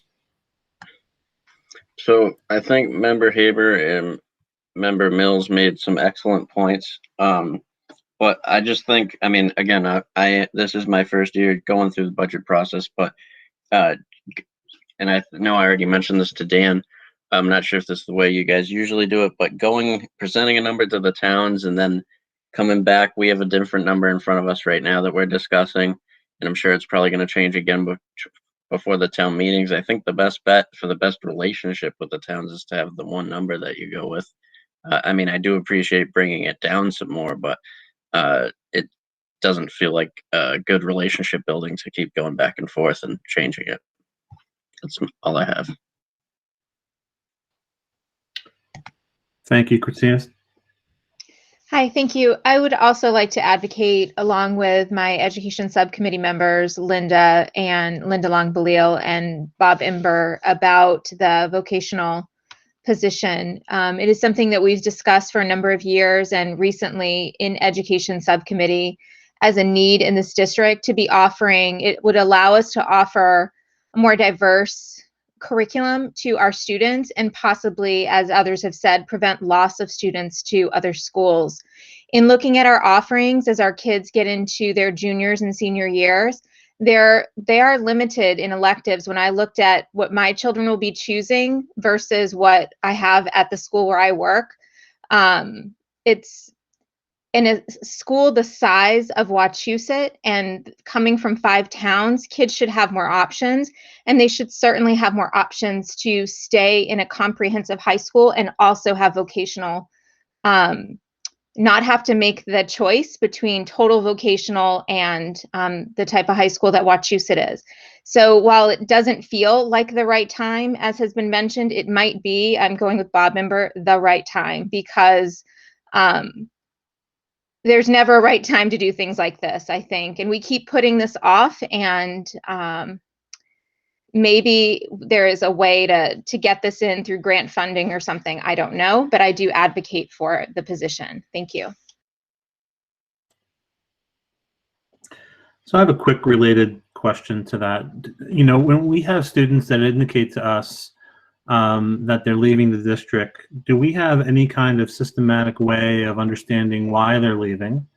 And do we know of the 400 plus students who have left this year, you know, what number or what percentage of them might be due to pursuing, you know, if not for some type of vocational offering, they might have stayed?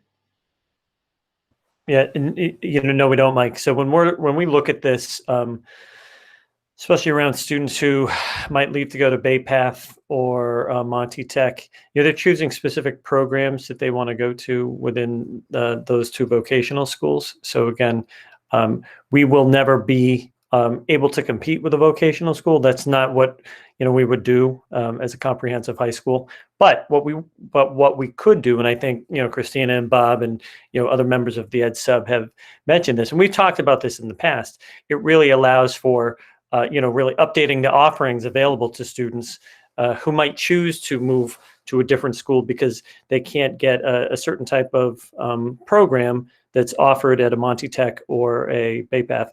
Again, we'll never offer a veterinary program or some of the more expansive programs that are specific to vocational schools, but we could bolster some of our STEM programming up at the high school. Again, that's an area that we've looked at pretty closely. We had someone come through from DESE last year and met with me and Bob and Principal Biendo, and we did a walkthrough of the school and looked at spaces.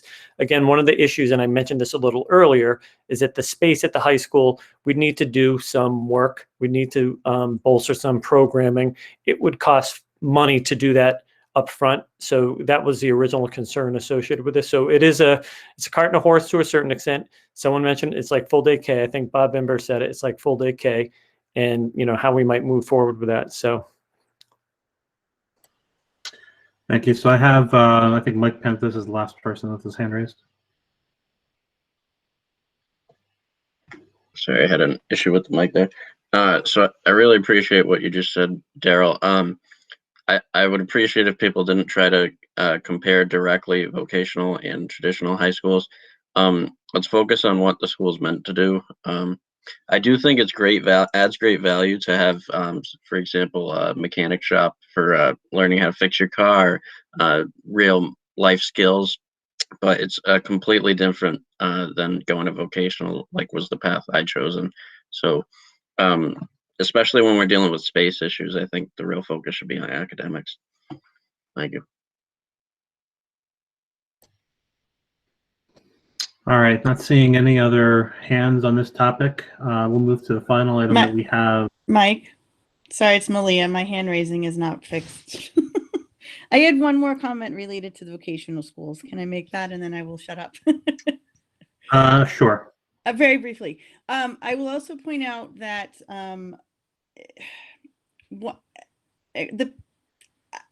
I think it's valuable. It was in our plan in year 2 for a reason, and it is valuable to consider. I think it would also have possibly an impact on some of our, for example, special education students that want to pursue other career paths other than, and may appreciate those skills, not just as a life skill, as vocational skills.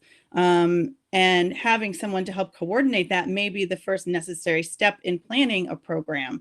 We may not have a lot of offerings in it in the beginning, but you need someone to do the research and the planning that go into that. So perhaps it's some sort of an interim position to help build the program, or a coordinating position, and we don't have students in it yet, but we are building it. But it's definitely could have impacts beyond just the students who want something like the veterinary tech program, because I have heard from some of those families as well.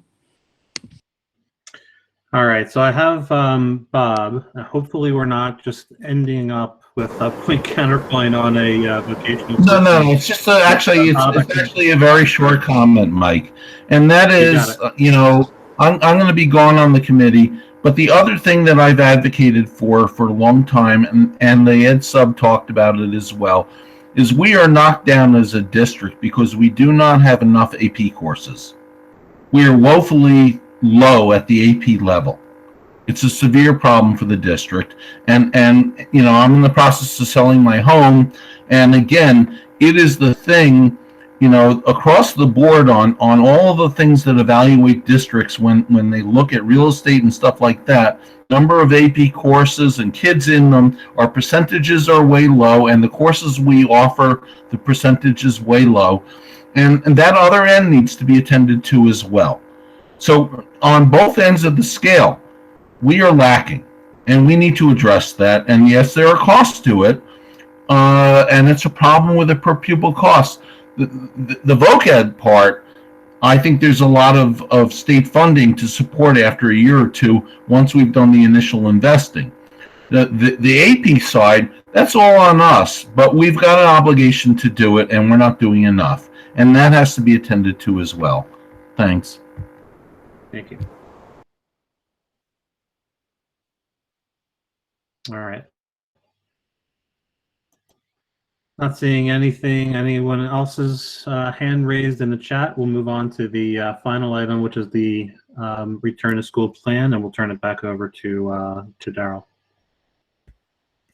Thank you very much, Chair Dennis. I will be sharing my screen in a moment.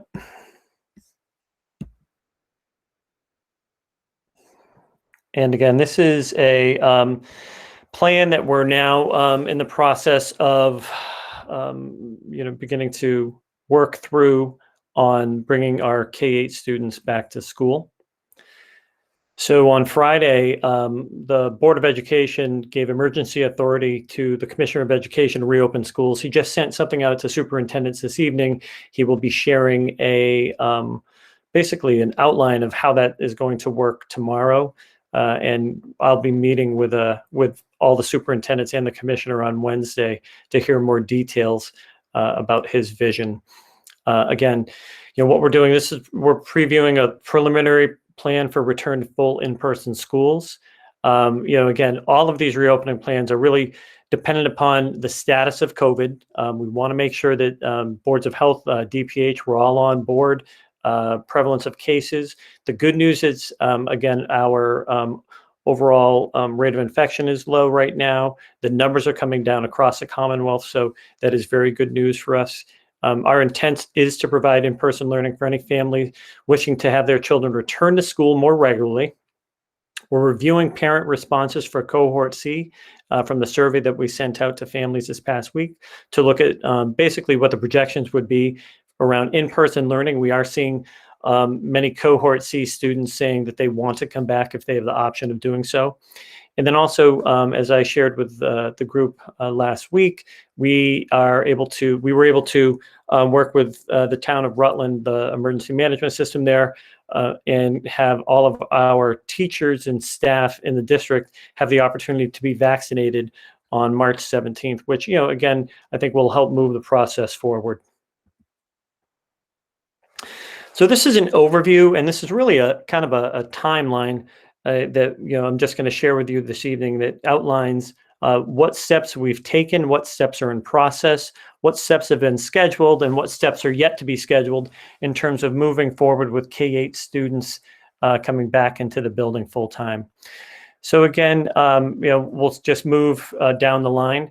We have last week we spoke with the school committee around DESE's intention to bring students back to full in-person learning.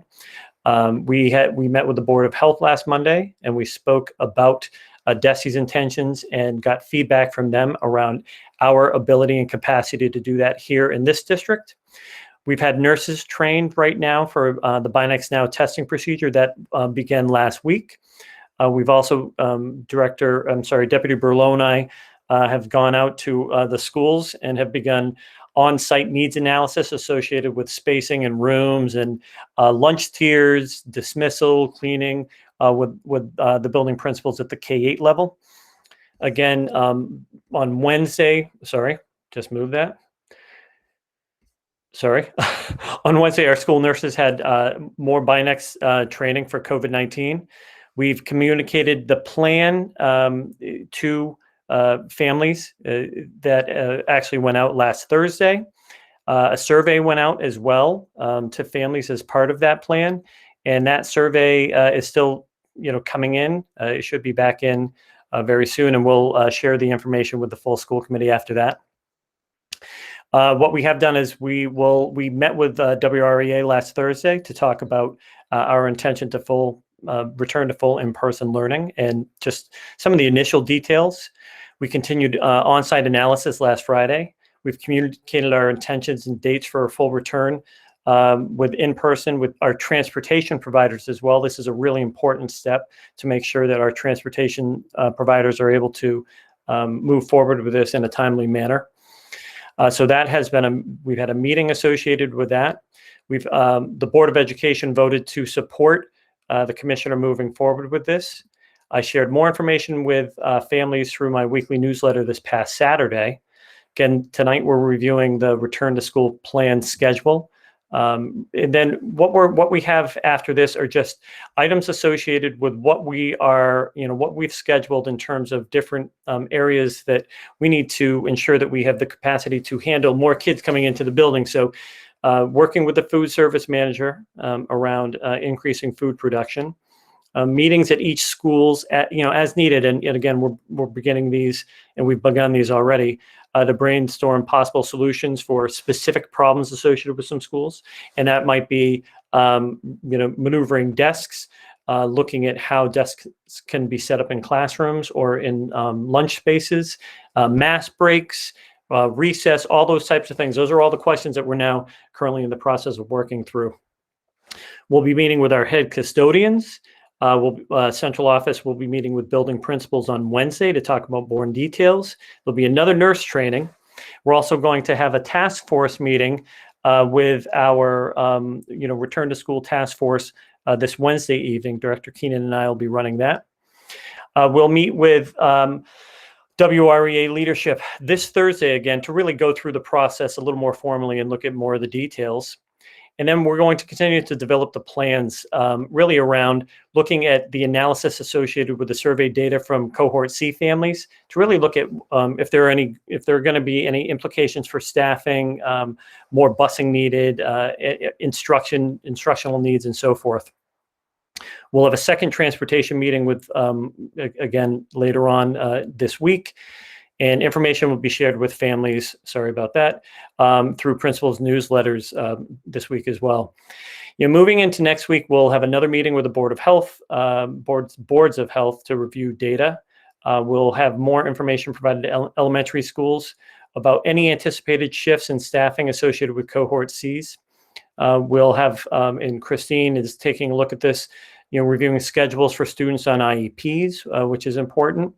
Wednesday the 17th is a COVID vaccination day for staff.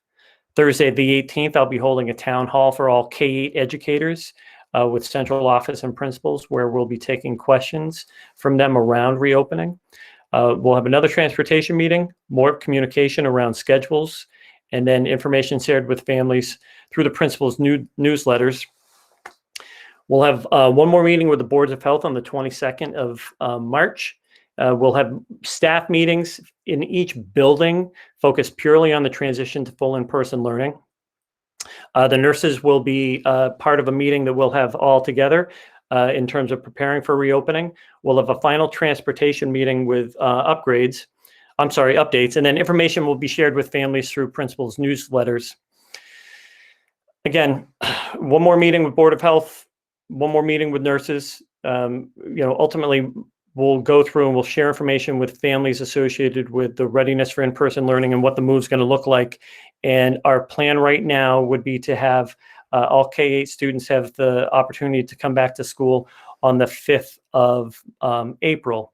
And again, after that, we would be obtaining and analyzing feedback from stakeholders about how the process is working for them.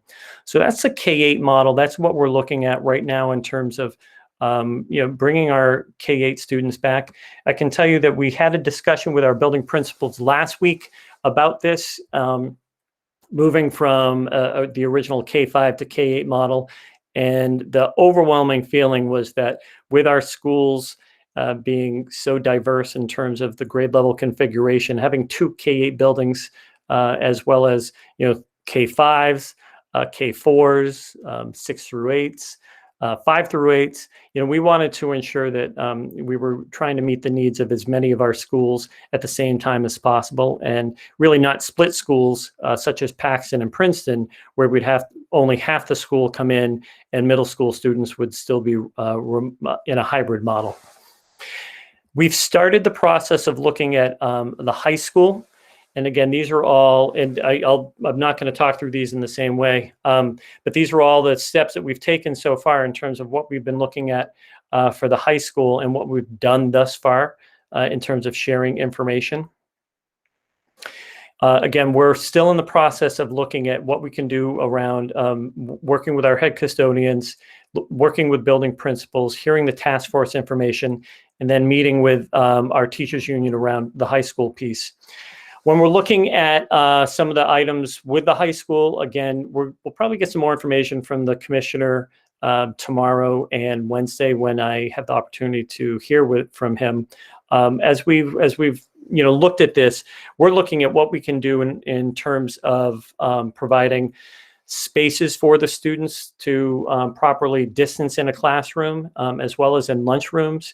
And also making sure that we have, basically the capacity to bring back students who want to come back, especially at the high school. It is a little different because of the number of students and how the spacing works. What's interesting about the high school is that in the renovated part of the building, some of those classrooms are actually smaller than many of the elementary classrooms that we have in the district. And I would assume that is because they just, at one time, those rooms were purely just desks lined up all in a row with very little distancing in between. I can tell you that that is an area that we're a little concerned about when we're working through at this time. And again, this kind of breaks down just how it would work in terms of what we would do, including a meeting with all of the 9 through 12 educators that I would be holding with them, so we could speak about speak to their questions and answer their questions. And one of the things that we've looked at is just the move associated with bringing students back in. We would need to utilize April vacation to do that.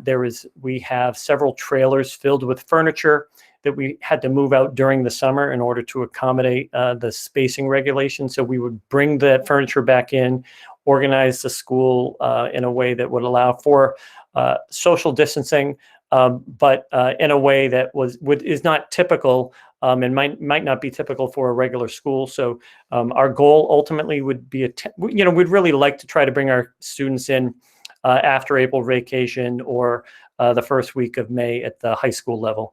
And again, that's preliminary. Definitely for the high school, more for the K-8. K-8 we have more groundwork has been laid associated with bringing those students back in.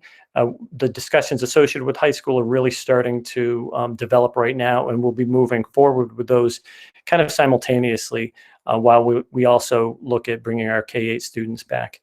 And that's where we're at right now. And I'm here for questions and comments.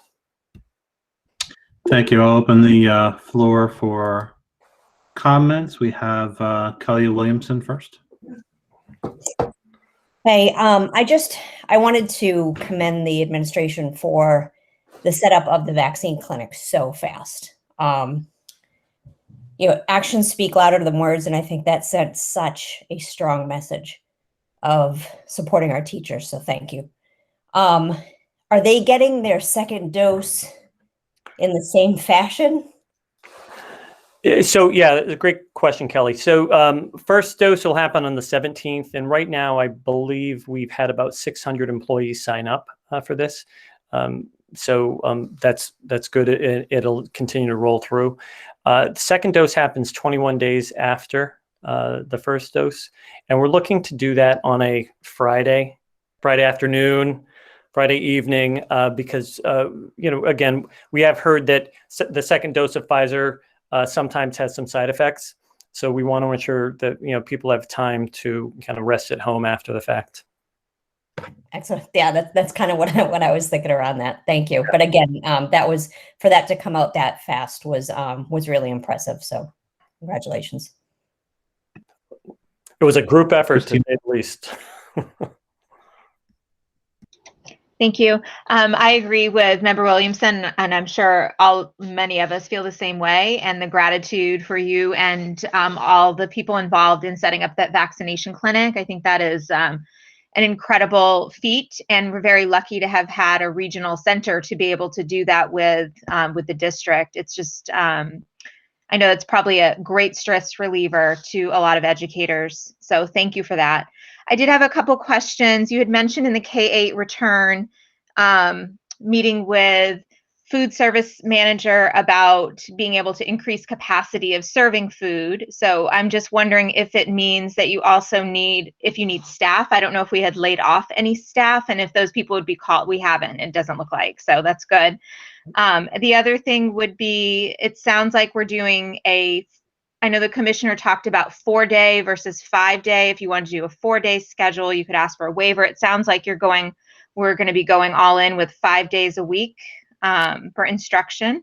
Is that, yes? Yeah. Okay. So what we've started the conversation around, Christina, is really looking at a 5-day a week where students are coming in 5 days a week with the possibility of a Wednesday half day. So again, when we're looking at this, we still have C cohort. We still have, students who will be at home. And if we're in a position where we have the teachers teaching with students in front of them and having students at home, we want to ensure that we give them the opportunity to adequately plan for that. What we would probably do is have some asynchronous work for students to do at that time. In terms of the learning time, I will probably reach out to the commissioner and ask, text him and ask him, what the viability is, so with that. I do know that many other districts are doing that as well, where they're putting that block of time in there. Okay, so maybe like a 4.5 day of in person. Yep. And then the last question I had was about with the K-8s, and I know you mentioned with the high school, the classrooms are a little bit smaller, and that's could possibly pose a challenge for scheduling and student schedules. In the elementary schools, they're typically larger by a lot. Well, it seems like significantly larger, at least versus the high school. But do you anticipate maybe kids needing to have, if you have an overflow in a classroom, maybe if all the kids don't fit, what would happen with them? I don't know if you've gotten that far. Like if you had 3 or 4 kids, are kids going to have to change teachers, or what might happen? So we're sending them to Northborough, Southborough, Christina. I think that was no. So that's a joke. So I'm sure everybody would appreciate that. Yeah, I'm sure. No, actually, what we are looking at, and we did this last week, we're looking at alternative spaces that we can turn into classrooms. So spaces that are larger, they would be turned into a classroom for the remainder of the school year. And ultimately we would have to see what the restraints would be for the following school year for 21-22 in terms of September. But we've done that in several buildings already. I mean, it is good planning for the school opening of school, because you'll know what capacity you have for classrooms at the 3 to whatever fee, at least 3 feet.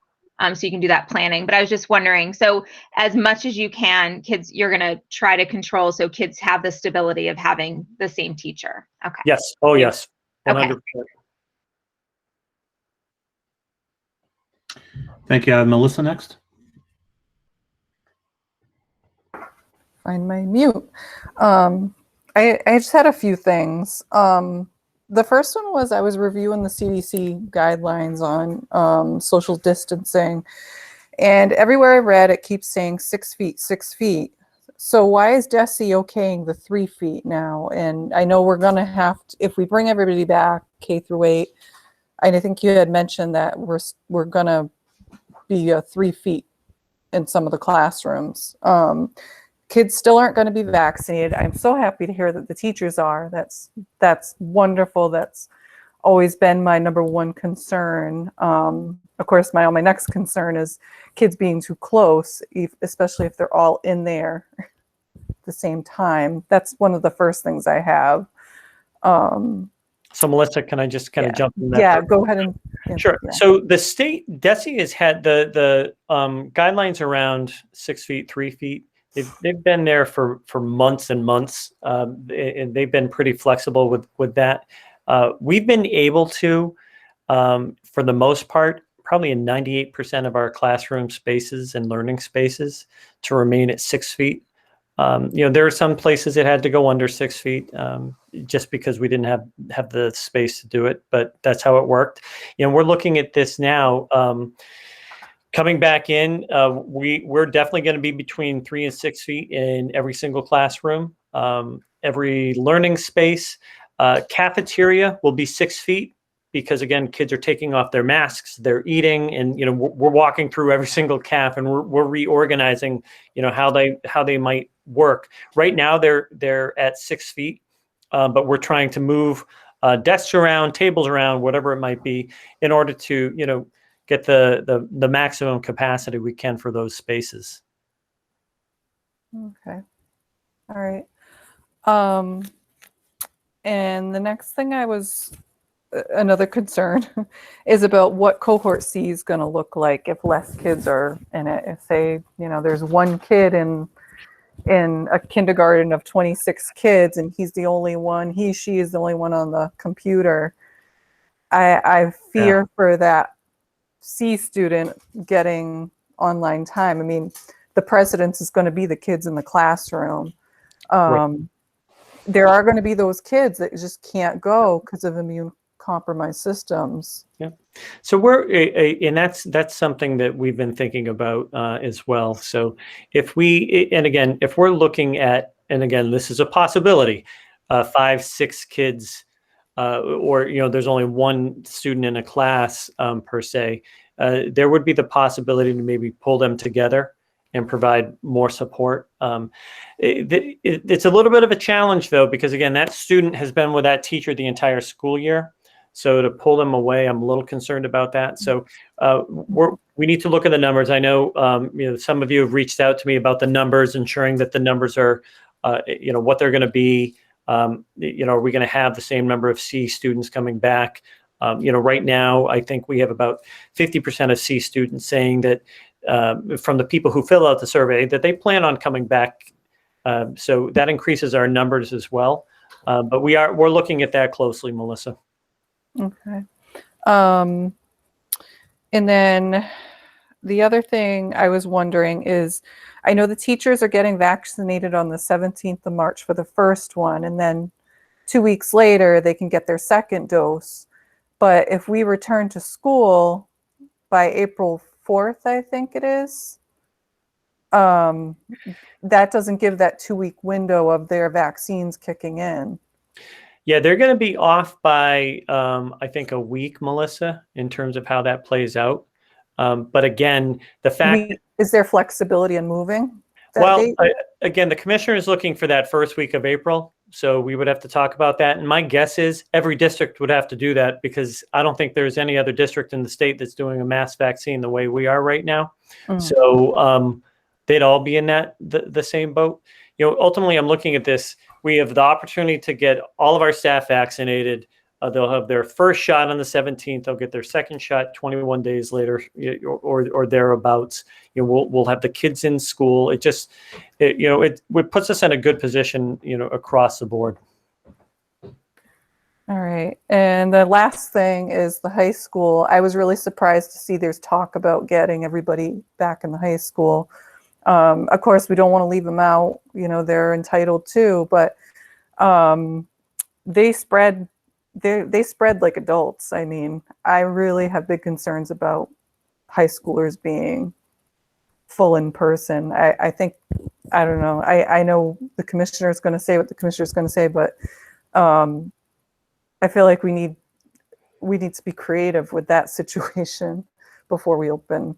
Yeah. Yeah, and again, what we've done is that we've laid out a plan for that, and we're just kind of putting it out there, developing what the action steps could be, you know, following through with meetings, with planning, because, you know, we also don't want to get caught flat-footed in terms of somebody saying, hey, guess what? They all have to be back. You're right. There is a little bit of a difference with the kids who are like 15 and over. You know, in terms of transmission and so forth. So it's something that we're going to be looking at as well, and speaking with our boards of health about, you know, before we make any decisions about that. All right. Thanks so much. I have Linda Long-Balil. So I want to add my voice to the chorus, complimenting you on getting the vaccination clinic up and running. That is really terrific, and it puts us far ahead of other districts. So thank you. My other question is, I don't know to what extent public educators ever talk to private school or parochial school educators, but some of the private and parochial schools have been full in school for the year, and they may have some lessons learned that could be valuable to us as we try to implement this. So do you have opportunities to talk to those folks and to those educators, or to are there other resources to support you and the staff and the administration's efforts to bring everybody back into school?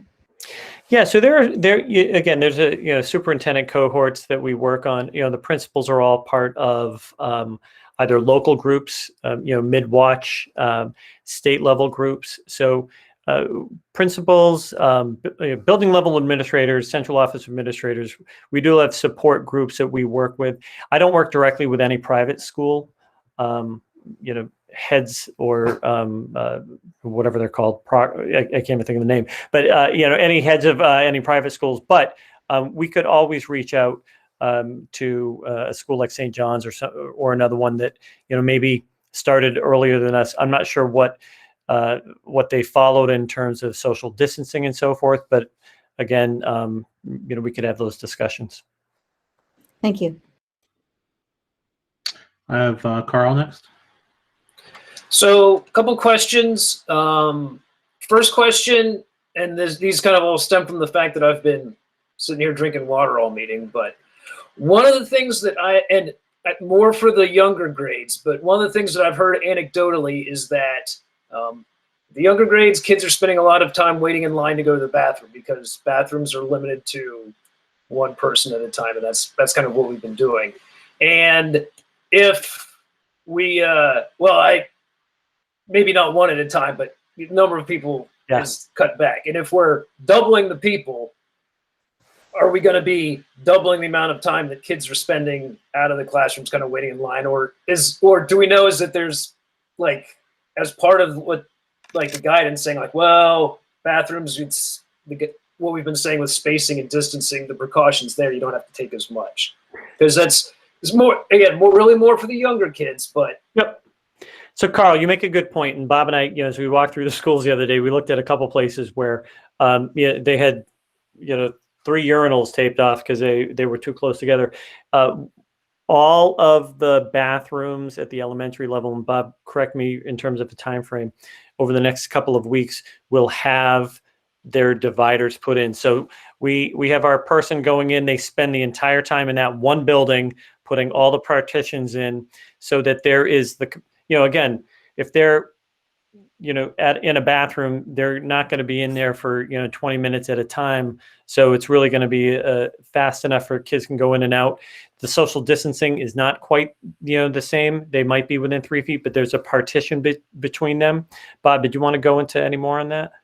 Yeah, we've been working on this for weeks now. So we're working our way through all the elementary schools, adding additional dividers so that all the stalls, all the urinals, all the sinks can be used in every bathroom. So once we leave a building, then that will up the number of available spots, Carl. All right. And then second question relating to kind of cafeteria and dining. What are the thoughts in terms of like, are we going to be able to do lunch in the buildings, or are we going to have to try and do stuff outside, or are we going to have to do what we do at the high school where we send people home for lunch? Or like maybe changing it after April vacation, because the only thing we know about weather in New England is that we don't know about the weather. Carl, we're going to be able to do lunch in all the buildings. We've identified additional spaces beyond the cafeteria, such as gymnasiums that we'll be able to use, and extra rooms in some cases that are close to the cafeteria. So our goal was to make sure that we could do this just as, because of what you said, we don't know what the weather's like, so we got to have some place that every day we know kids can be. Okay. Yeah, and Carl, for example, Paxton Center, they have the cafeteria set up, but then half of the gymnasium is also set up right now. It's not being utilized, but it's going to be once the students are back in place. We've also looked at tents. Dan has done some research on, putting some tents out. The issue is, as you said, Carl, it's the weather. You never know. And if you have a really cold, rainy, wet day, and you need that space because that's the space where a quarter of the kids go for lunch, you don't have a place to put them if you can't put them outside. And that's what we'd be concerned about. All right. Thank you. Thank you. I have Scott next.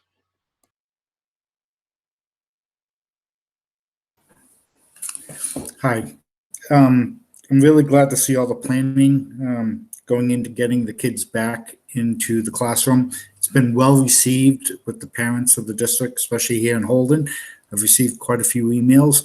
And regarding the tents, I understand the weather, and especially with the lunch situation at the middle school, at Montview, and at the high school.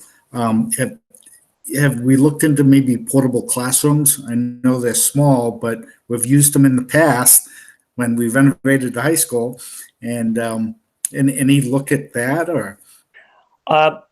We would. Those are cost prohibitive. Those are hundreds of thousands of dollars, unfortunately.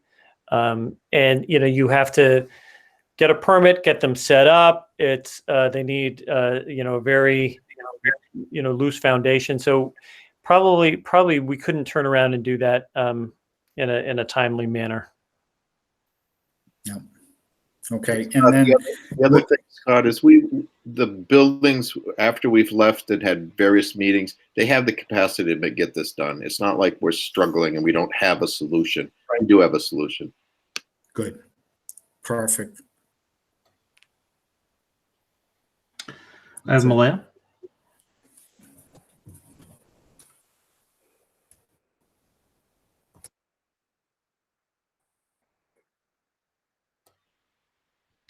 Malaya, are you there? we'll come back to Malaya. Okay, no, I'm back. Sorry, my computer did a weird, sorry. Anyways, I won't get there. It was my computer. I'm back. I have a couple questions. My first is, you've mentioned a town hall with teachers. Have you considered a town hall right before students go back to school for the community with perhaps live questions and answers? I'm sure they will have questions as we get closer. And I know in previous steps of this, that was requested by families. So it may be something to consider. Now that we have the live feedback kind of process, it might be something that would be useful to some of our families right beforehand. Just a thought. Yep, that's a good idea, Malaya. I appreciate the very detailed list that you gave us. I hope that we see more of that. It would have been helpful this entire time. I really enjoyed seeing that, and it's helpful just to see the plan and see it laid out. So thank you for doing that. In general, this is beyond our control, but I have advocated from the start for having more students in buildings since last April. And I am glad that we are moving this direction. I'm glad the state is moving in this direction. I do have concerns about the state not following some of the CDC guidelines, which I know is beyond our control. But if there is any opportunity to continue to advocate for that, I think I would suggest that we do that. I know MASS and MASC have been involved in that, and some districts have started petitions looking specifically for things like those best practices and data about, you said it's not transmitted in private schools, and they've been doing this, but how do you know? Because the state isn't actually isn't tracking private school data. I've actually asked them, some of our neighboring states are, but we don't really know the transmission rates in private schools because our DESE isn't tracking it. So I'm not saying it's a bad thing. It's just we don't have a lot of the data that they're depending and they made this decision on. So I do continue to have concerns, but I appreciate that we're moving in the right direction. So I just hope that we are able to maintain safety. I think particularly of a school like Mountview, where it is more similar to the high school than the other K-8 schools. And I will watch that carefully and how you navigate that, because it's a much bigger school. It's much closer to a high school model in terms of how the school runs and the number of students in that space. And I'm not really sure how that's going to work, honestly, but I will be optimistic for our students' sake.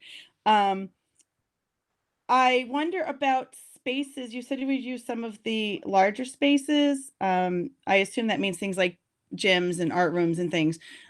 What is happening to the specials that are usually held in those spaces once we return to the buildings? So for a special like PE, that would probably be moved outside. Again, it might be used, they might be able to utilize some other spaces in the school. I do know we're probably going to be in a position where we have to use part of a library as a larger space, Malaya, because we want to ensure that there's enough room. And I can tell you from my own experience at Naquag, 15 years ago as principal, I had a classroom in a library for 2 years. I know they've done that. I was just curious. I know some families have asked that. So yep, that could be the case. Food services, I had a question about that, but I think you addressed that we didn't actually lose any staff. But I do know that we have had a reduction in staff this year. We haven't let them go, but I know we had some vacancies. So we're going to have to fill those vacancies. Are those being posted? Are there timelines for that process? Yeah, I believe there are positions that are available right now. And yeah, I know they've had trouble hiring for them, I've heard, from business and finance. So I was curious, they're in the budget, I guess, or somehow in the budget, but hopefully that will not be a hindrance. Right. And again, that's why we're having that meeting as well, associated with the staffing in the cafeteria. I think the other thing 6 or 7 of them. So yeah, the other thing that we have to pay attention to, and Bob's talked about this, is just the process associated with lunch is different. It's no longer, hey, what do you want? Let me put it on your tray. It's everything's going to be pre-prepared, prepackaged. And yeah, exactly. So there are costs associated with that, as well as just the time associated with it. So if you go into any of these cafeterias, they're getting everything set, everything's prepared. It's ready to go. It's quicker. Yeah, it's quicker in that sense, but the prep time behind it is greater. Okay. I have a quick question and another comment that I think will be addressed tomorrow, so I won't say much about it. But do we have plans if there is a COVID outbreak in this model, once everyone returns to schools? I'm thinking more particularly of middle school. I think it's more likely, or if we have a large number of staff absent, because we're able to close schools now. But has the commissioner addressed if he will allow that sort of thing and how we would handle that yet? No, he's not. Okay. All right. And then my last question, I think Christine will probably address this tomorrow. And so I'm happy if you defer till tomorrow at the CPAC meeting. But I was curious how special education services will be addressed by this. I know there's probably will be lots of changes to how and when people receive their services. If you have people in buildings again, I know in the current time, there's students who, providers don't move around with the same fluidity in every situation as they did before. But when everyone's back in the building, I'm curious the impact that will have, but I know I am fine if you defer that until tomorrow. It was more of a question as we go through this, because I, again, have been asked.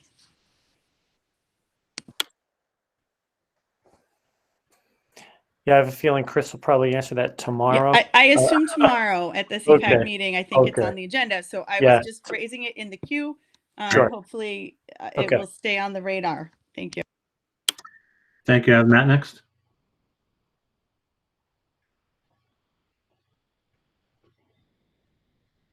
Matt, are you there?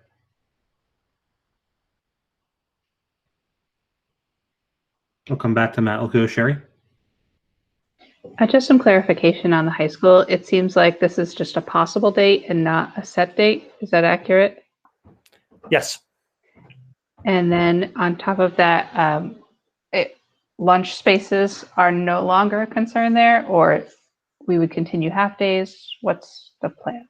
Those are the things we're looking at right now, Sherry. We're in a different position with K-8 right now. We just started the conversations at the high school last week around what it might look like, how it might play out. So yeah, that is something that we're looking at. So we're looking at schedules, how a schedule might play out. There are a lot of different ways to kind of see how this would work, ultimately. We also know that about half the students up at the high school and at the, in the 11th and 12th grade are remote right now. So the expectation is most of those students probably wouldn't come back in the same way they would as elementary students. Bob, did you want to chime in as well? Sherry, in order for it to work at the high school, there's two things that we still are working on the decision around. One would be the number of spaces that would be available for us to use, and it would be anywhere from 2 to 4 locations to eat. And the part that goes with that then is how many tiers of lunch would we have. So that's what we're still working on. But in order to open the high school, that's what we need to do. It's not ideal, but that's what we do. I personally feel as a high school parent that if I have a choice between not having my child go 2 half days or 5 half days, I would rather 5 half days. If the more time he can be in that building, the better. So if you tell me that lunch is not possible, I'd still rather see that happen. Yeah, no, that's good to know, Sherry. Thank you. I have Laura next.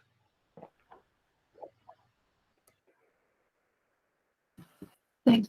If Matt's microphone is working now, he can go before me because I know he was in the queue before. Now it's not working. Okay. I don't think it's working. Matt, are you there? I'll Nope. go. Okay.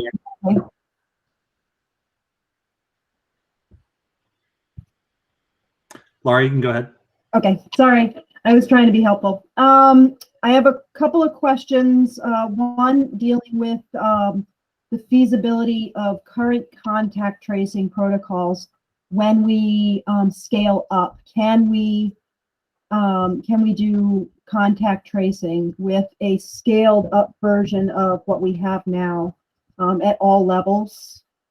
We can, Laura. Again, the numbers have come way down, in terms of how how this has kind of played out. And I have to let you know at the building level as well. And Brendan has, they've just been fantastic at how this has been organized and the follow through associated with it. So there's a level of second nature. The one thing we have to remember is we bring kids closer together. If you're within that distance, there are going to be more close contacts. So we just seats on buses, where kids are sitting in classrooms, where kids are sitting in lunchrooms, all of that's going to be monitored as just as closely as it is now.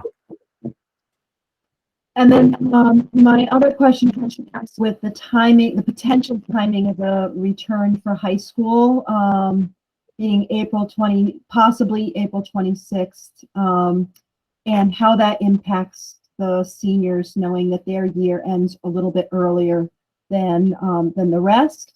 And I'm wondering if there is a possibility of thinking creatively with that and maybe getting them in earlier so that they have just as much time in school versus waiting until that April 26th when they only have, mere days of being back in. So those are my questions there. Thank you. We examined that, Laura, so you know, at the high school, and the problem is that unlike in elementary school, their classes are mixed, so you just can't say, oh, we're just going to bring in this group early. We have to restack the chairs, get them down from those trailers in there. That's another factor that's limiting this. So we have discussed that. We're still working through a lot of these final decision points at the high school, but that's a valid point.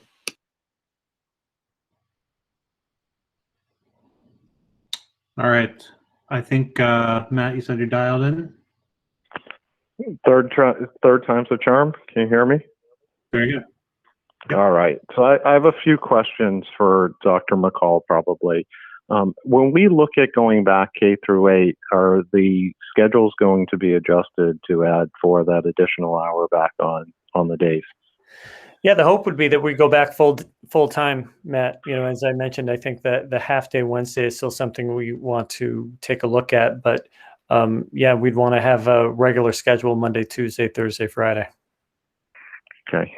Next question. It's more revolving around middle school, but with a return to school at the beginning of April, are we looking at perhaps an opportunity to reinstate athletics at all at the middle school level for the spring?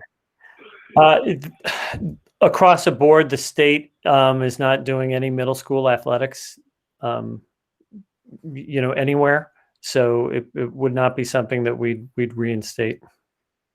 So that's a state decision right now. It's not a school, right or now, school committee level. Yeah. Well, as far as I know, Matt, there are no middle school athletics because that was something that was taken off the table, by Desi way back when. Okay. And now third is more of just a question. It seemed like there was some concern over vaccinations, but I just wanted to hear from you that teachers are not required a vaccine. They are being offered the opportunity, but there's no requirement to say a teacher needs to be vaccinated. Is that a fair statement? Fair. Yes, it is. No requirement for any of our employees to be vaccinated. Okay, but it would behoove us to make sure that everybody does have that opportunity. Is that also fair? 1,000%. And we have capacity should everybody want to in that clinic? Yes, we do. Yeah. So we've worked closely with the Rutland Fire Department and the Board of Health over there. It's going to be a full day process, to say the least, but we're really excited about it. Brendan, you want to talk a little bit about how that's working so far? Yeah, we are completely ready and pretty excited about it, I have to say, just like all of you. Rutland really has it down. The team over there, I volunteered for the first round of clinics and they got it right away. They can do up to 240 vaccinations an hour, but parking is the difficulty. So anyways, we can do over 1,000 that day and we're ready for everybody. Great. Thank you. Can't wait to get that going. Yeah. Super. That's all I had. Thanks, Matt. Thank you. Thank you. So just a quick time check. We have Linda, Mike, Eric, and then Linda Long-Balil again, and we have about 11 minutes before we would need to vote to extend. So just wanted to have that in mind. Linda Willen?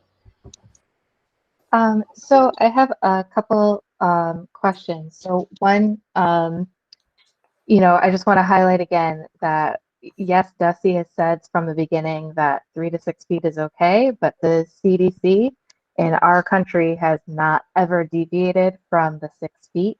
So I just want to keep that in mind. But my main questions are about schedule. So are the schedules anticipated to change again to accommodate more lunches?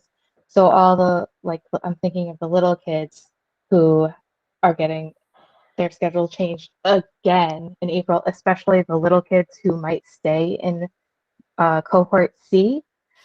So that's my first question. They'll be changing their schedule again. And again, I think part of it is we're still kind of in the preliminary stages of looking at scheduling, because it's kind of dependent upon the number of kids, how many kids can go eat lunch at the same time. So it might be building by building, in all honesty. We're hoping not to have to rearrange schedules, but it might be a possibility.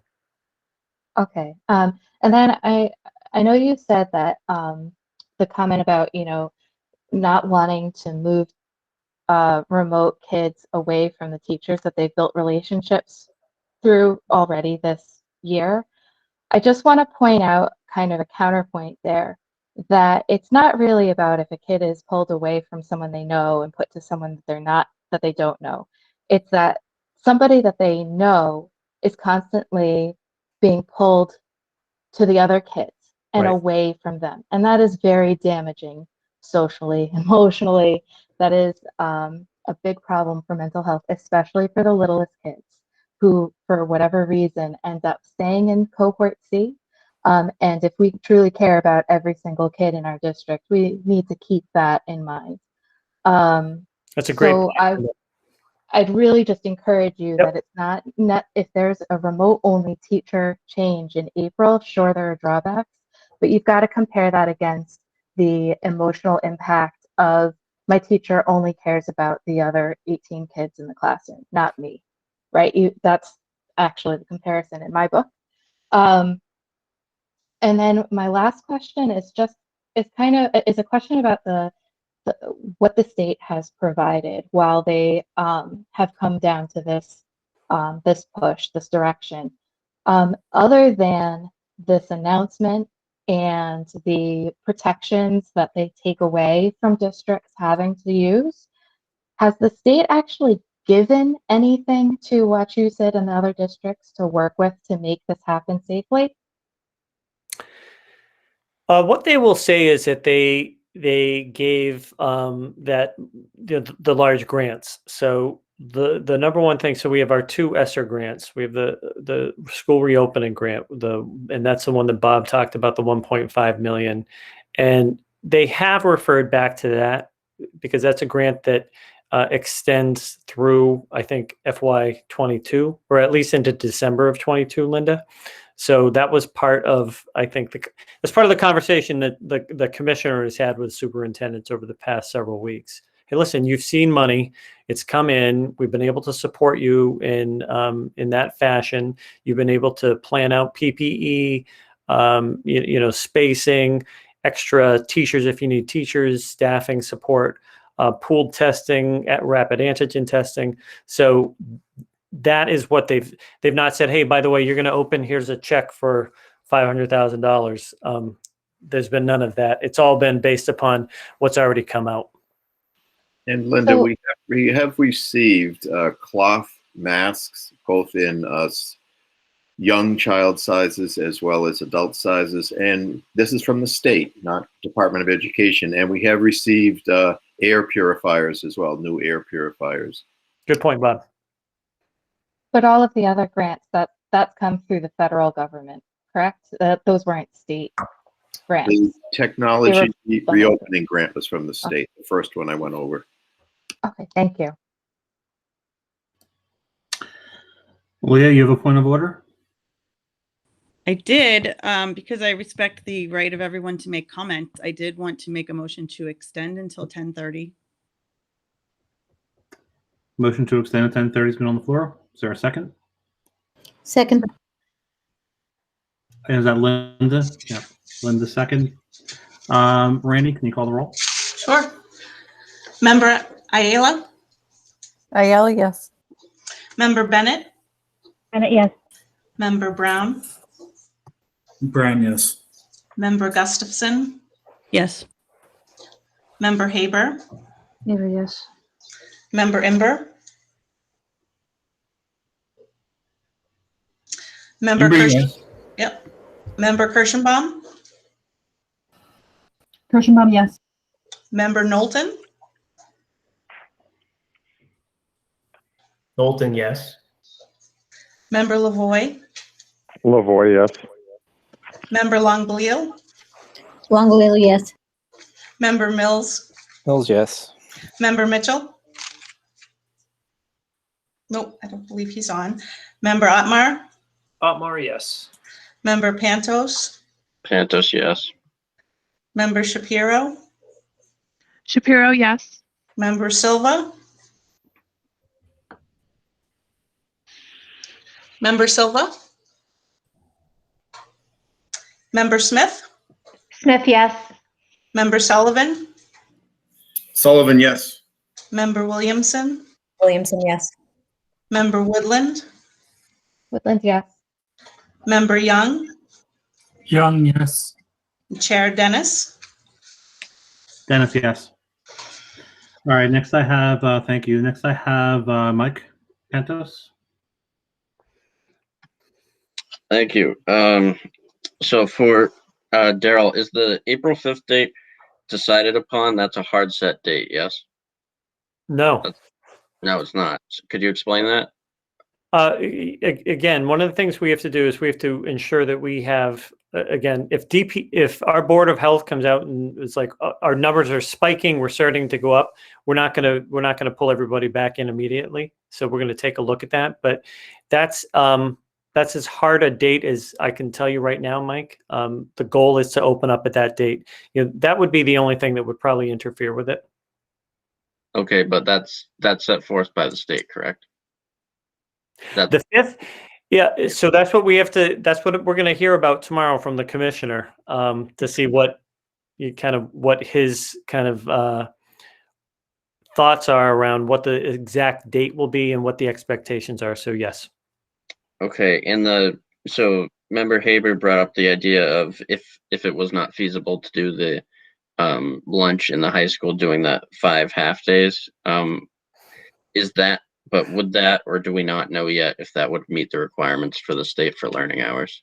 Yeah, we don't know yet because they haven't come out with anything for high school at this time. So we're hoping to hear more because they don't even have they probably have the plans, but they haven't necessarily shared them out yet. Okay, thank you. I guess I wanted to ask a clarifying question there because I think a lot of people might have a similar question to that.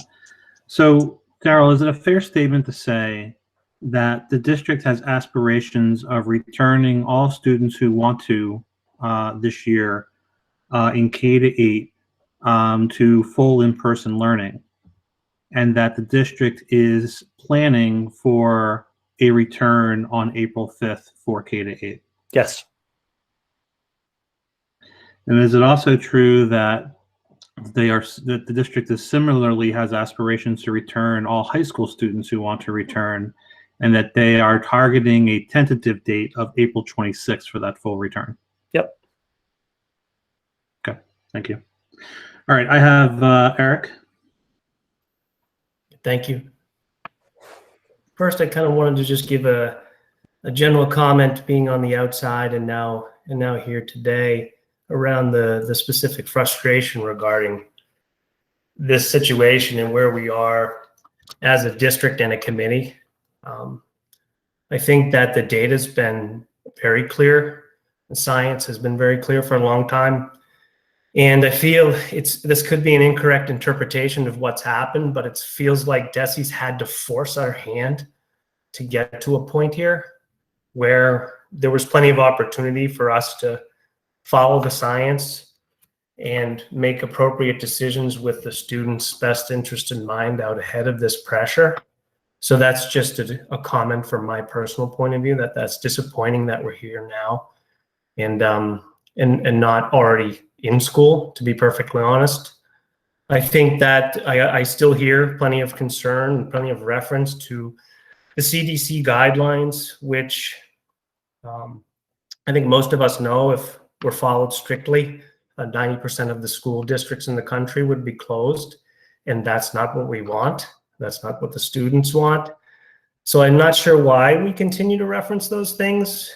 And also we fail to reference that they don't require teachers to be vaccinated, but we all want the teachers to be vaccinated. So it's been like a pick and choose package of prevention, basically, to prevent kids from getting back to school.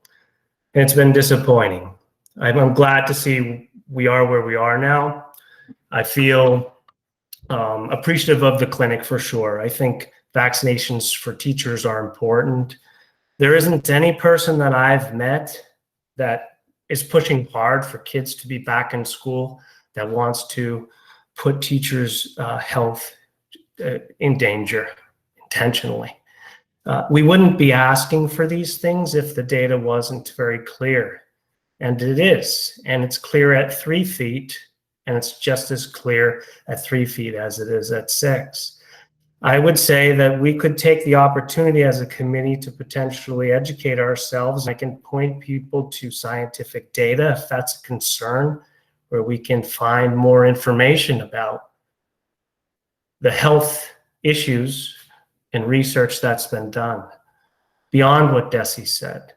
So I think, you know, it's an opportunity for us to do that. It feels like we might be swirling around the same references to things that are really just points of prevention rather than moving forward.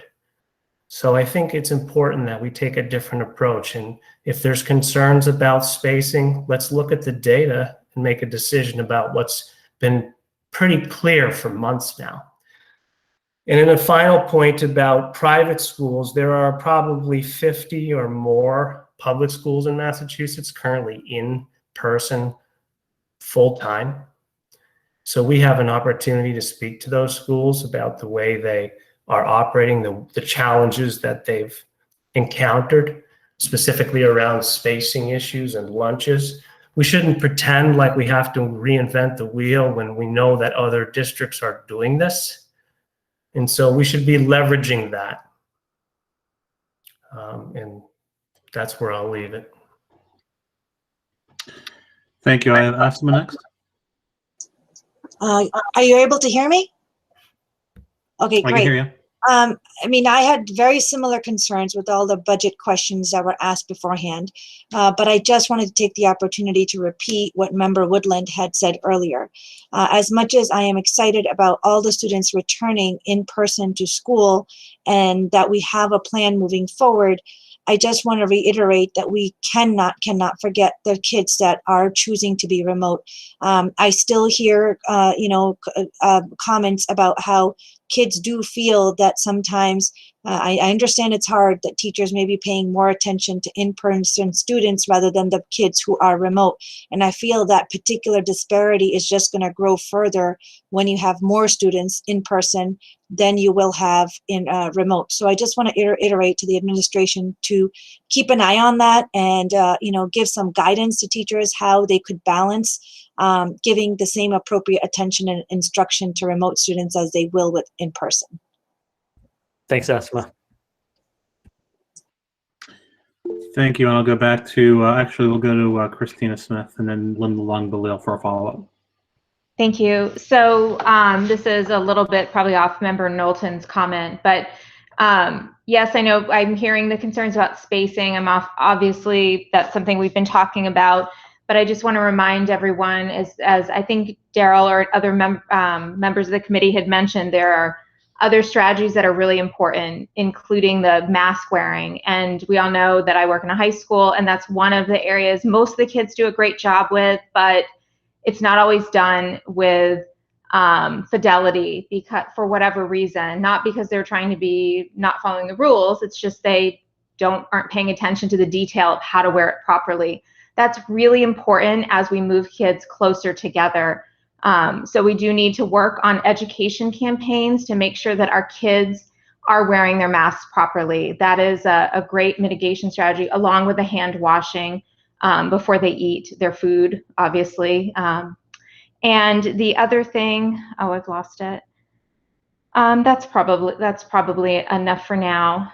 Oh, just the other comment that I had mentioned at a previous meeting is making sure, I mean, we're thinking, I'm sure many of us are very excited about the possibility of our community's children getting back to something that's sort of like normal. But as I mentioned at the last meeting, it's still not normal. It's still a little abnormal. And we'll need to make sure that in classrooms that we're still following safety procedures to make sure that our kids aren't unnecessarily exposed to anyone who maybe is asymptomatic. So that's really important that teachers and students know what as I said, I called it the do's and don'ts of what we can do in this new space with more kids. So that's really, really important so that we can keep them in school. If we don't do that, then we're going to be in a situation where we may have to quarantine whole classrooms, and we don't want to do that. Those are good points, Christina. Thank you. Thank you. I have Linda Long-Wheel. Are we requiring teachers who don't get their vaccines through our clinic to show documentation of having gotten a vaccine somewhere else? No, we aren't. Is that something we can do, or? Yeah. Okay, thank you. Okay. Mike Bantos. Can I make a motion to adjourn? So, Mike, I guess technically you could, but we have probably one more person with their hand raised. I would like to extend the courtesy of that person being able to speak. Sure. We did, by the way, vote to extend our meeting to 10:30. I'm aware. Thank you. Melissa? Hi, quick comment. I know everybody wants to get off, but to Member Knowlton, it's nice that you're on the board. Don't totally agree with everything you said. Sorry, it just kind of rubbed me the wrong way. So I guess I would just ask members to address their comments through the chair instead of addressing directly to one another. To the chair, Member Chair Dennis, I didn't totally agree with everything he said. With us getting back in person sooner and everything else, I think we did the best that we could with what we had. Just one more thing, everybody is saying that cohort C students are choosing to stay cohort C. That's not, I don't think that's the total truth. There's some cohort C students that have to, because it means their life if they get ill. And kids do get ill. I know science says that not all kids show symptoms or whatever else, but I just really want that to be pointed out, that some of these kids don't have a choice and they have to stay remote to stay alive. I just needed to point that out because it just needed to be out there for those kids. Thanks. Thank you for that. Seeing no other hands in the comments, I'd entertain a motion to adjourn. So moved. Second. So could you just repeat that? I think it was Ken and Scott. Say that one more time. I'm sorry. I think that was Ken and Scott. Okay, thank you. And you can call the roll. Thank you. Sure. Member Ayala? Ayala, yes. Member Bennett? Yes. Bennett. Member Brown?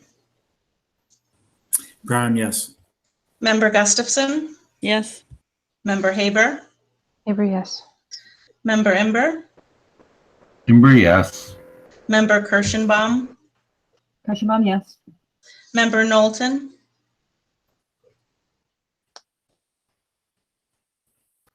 Member Knowlton? Knowlton, yes. Member Lavoy?